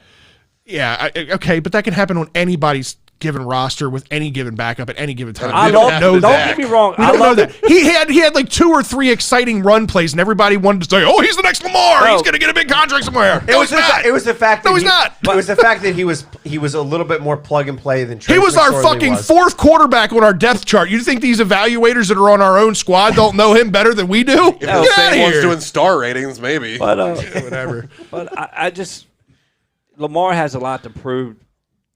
Thrown wise to get there's room for improvement through the passing game. Nobody will deny that. Don't get me wrong. There was a lot of drop balls this year. Yeah. I want to give you my answer on Russell Wilson. How much of that, though, James, in reality, how much of that is Lamar versus Greg Roman's offense versus the targets and the weapons that he has around him? I think this is the year. I just hope that they can get a contract that's feasible for our franchise. All right, go ahead, Ryan. What were you saying? You wanted to chime in on this. I just want to get the Russell Wilson comment. So I think he's been angry with Seattle for years, but he's been quiet. I think that 2020, like everything else, happy wife, happy life, Seattle's a nightmare. It's just like California, everybody bailing. I think wifey wants out of Seattle, and now he's determining, well, I've always wanted to bitch about what's happening around here. Let's see where we can go.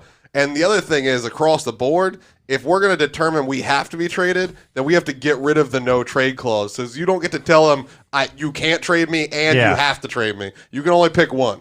Right. Yeah. The no trade clause needs to go away. It's up to the I agree with that. It's up to the employer to be able to say, look, we're going to send you here, we're going to send you there. I think the no trade clause is absolutely asinine. It's as simple as any contract is written. You sign the contract and you play to the terms of that contract. Like the fact that a contractor for construction doesn't get to get in the middle of the construction and go, I don't like building this place. I want to go build something else. If they're a government somewhere else. contractor. Yeah, if that was the case, then the Death Star would have been built. Build me a hospital. Okay, I'll build you a hospital. Here's your ice cream parlor. Like, that doesn't happen. Like, It does happen. They show up, they work for a week, and they go, we're 4 weeks behind schedule. And we go, that math doesn't work. You can only be 1 week behind schedule if you sat on your hands. And they just keep doing it. all right, man. Oh, and real quick, all right. They announced today that apparently May 21st, basically they'll have enough vaccines for everybody that hopefully football will be full for you. Yeah, I hope so. Yeah. I really hope so. I hope get back to some sort of normalcy. And Big Ten stadiums, let's go. A few mini vacations coming up here anyway. I get to go to Vegas, not next weekend, but the following weekend, and then I'm going to Florida. We're going to Florida, here in a couple of weeks. I guess it's 3 weeks from now. Days. This guy just mumbles all the time. I'm going to Florida in a couple days. Stroke about 15 minutes ago. What happened? Get this guy Trying to taken care not of. distract. I don't know. All right, we'll see you guys next week. Appreciate you tuning in.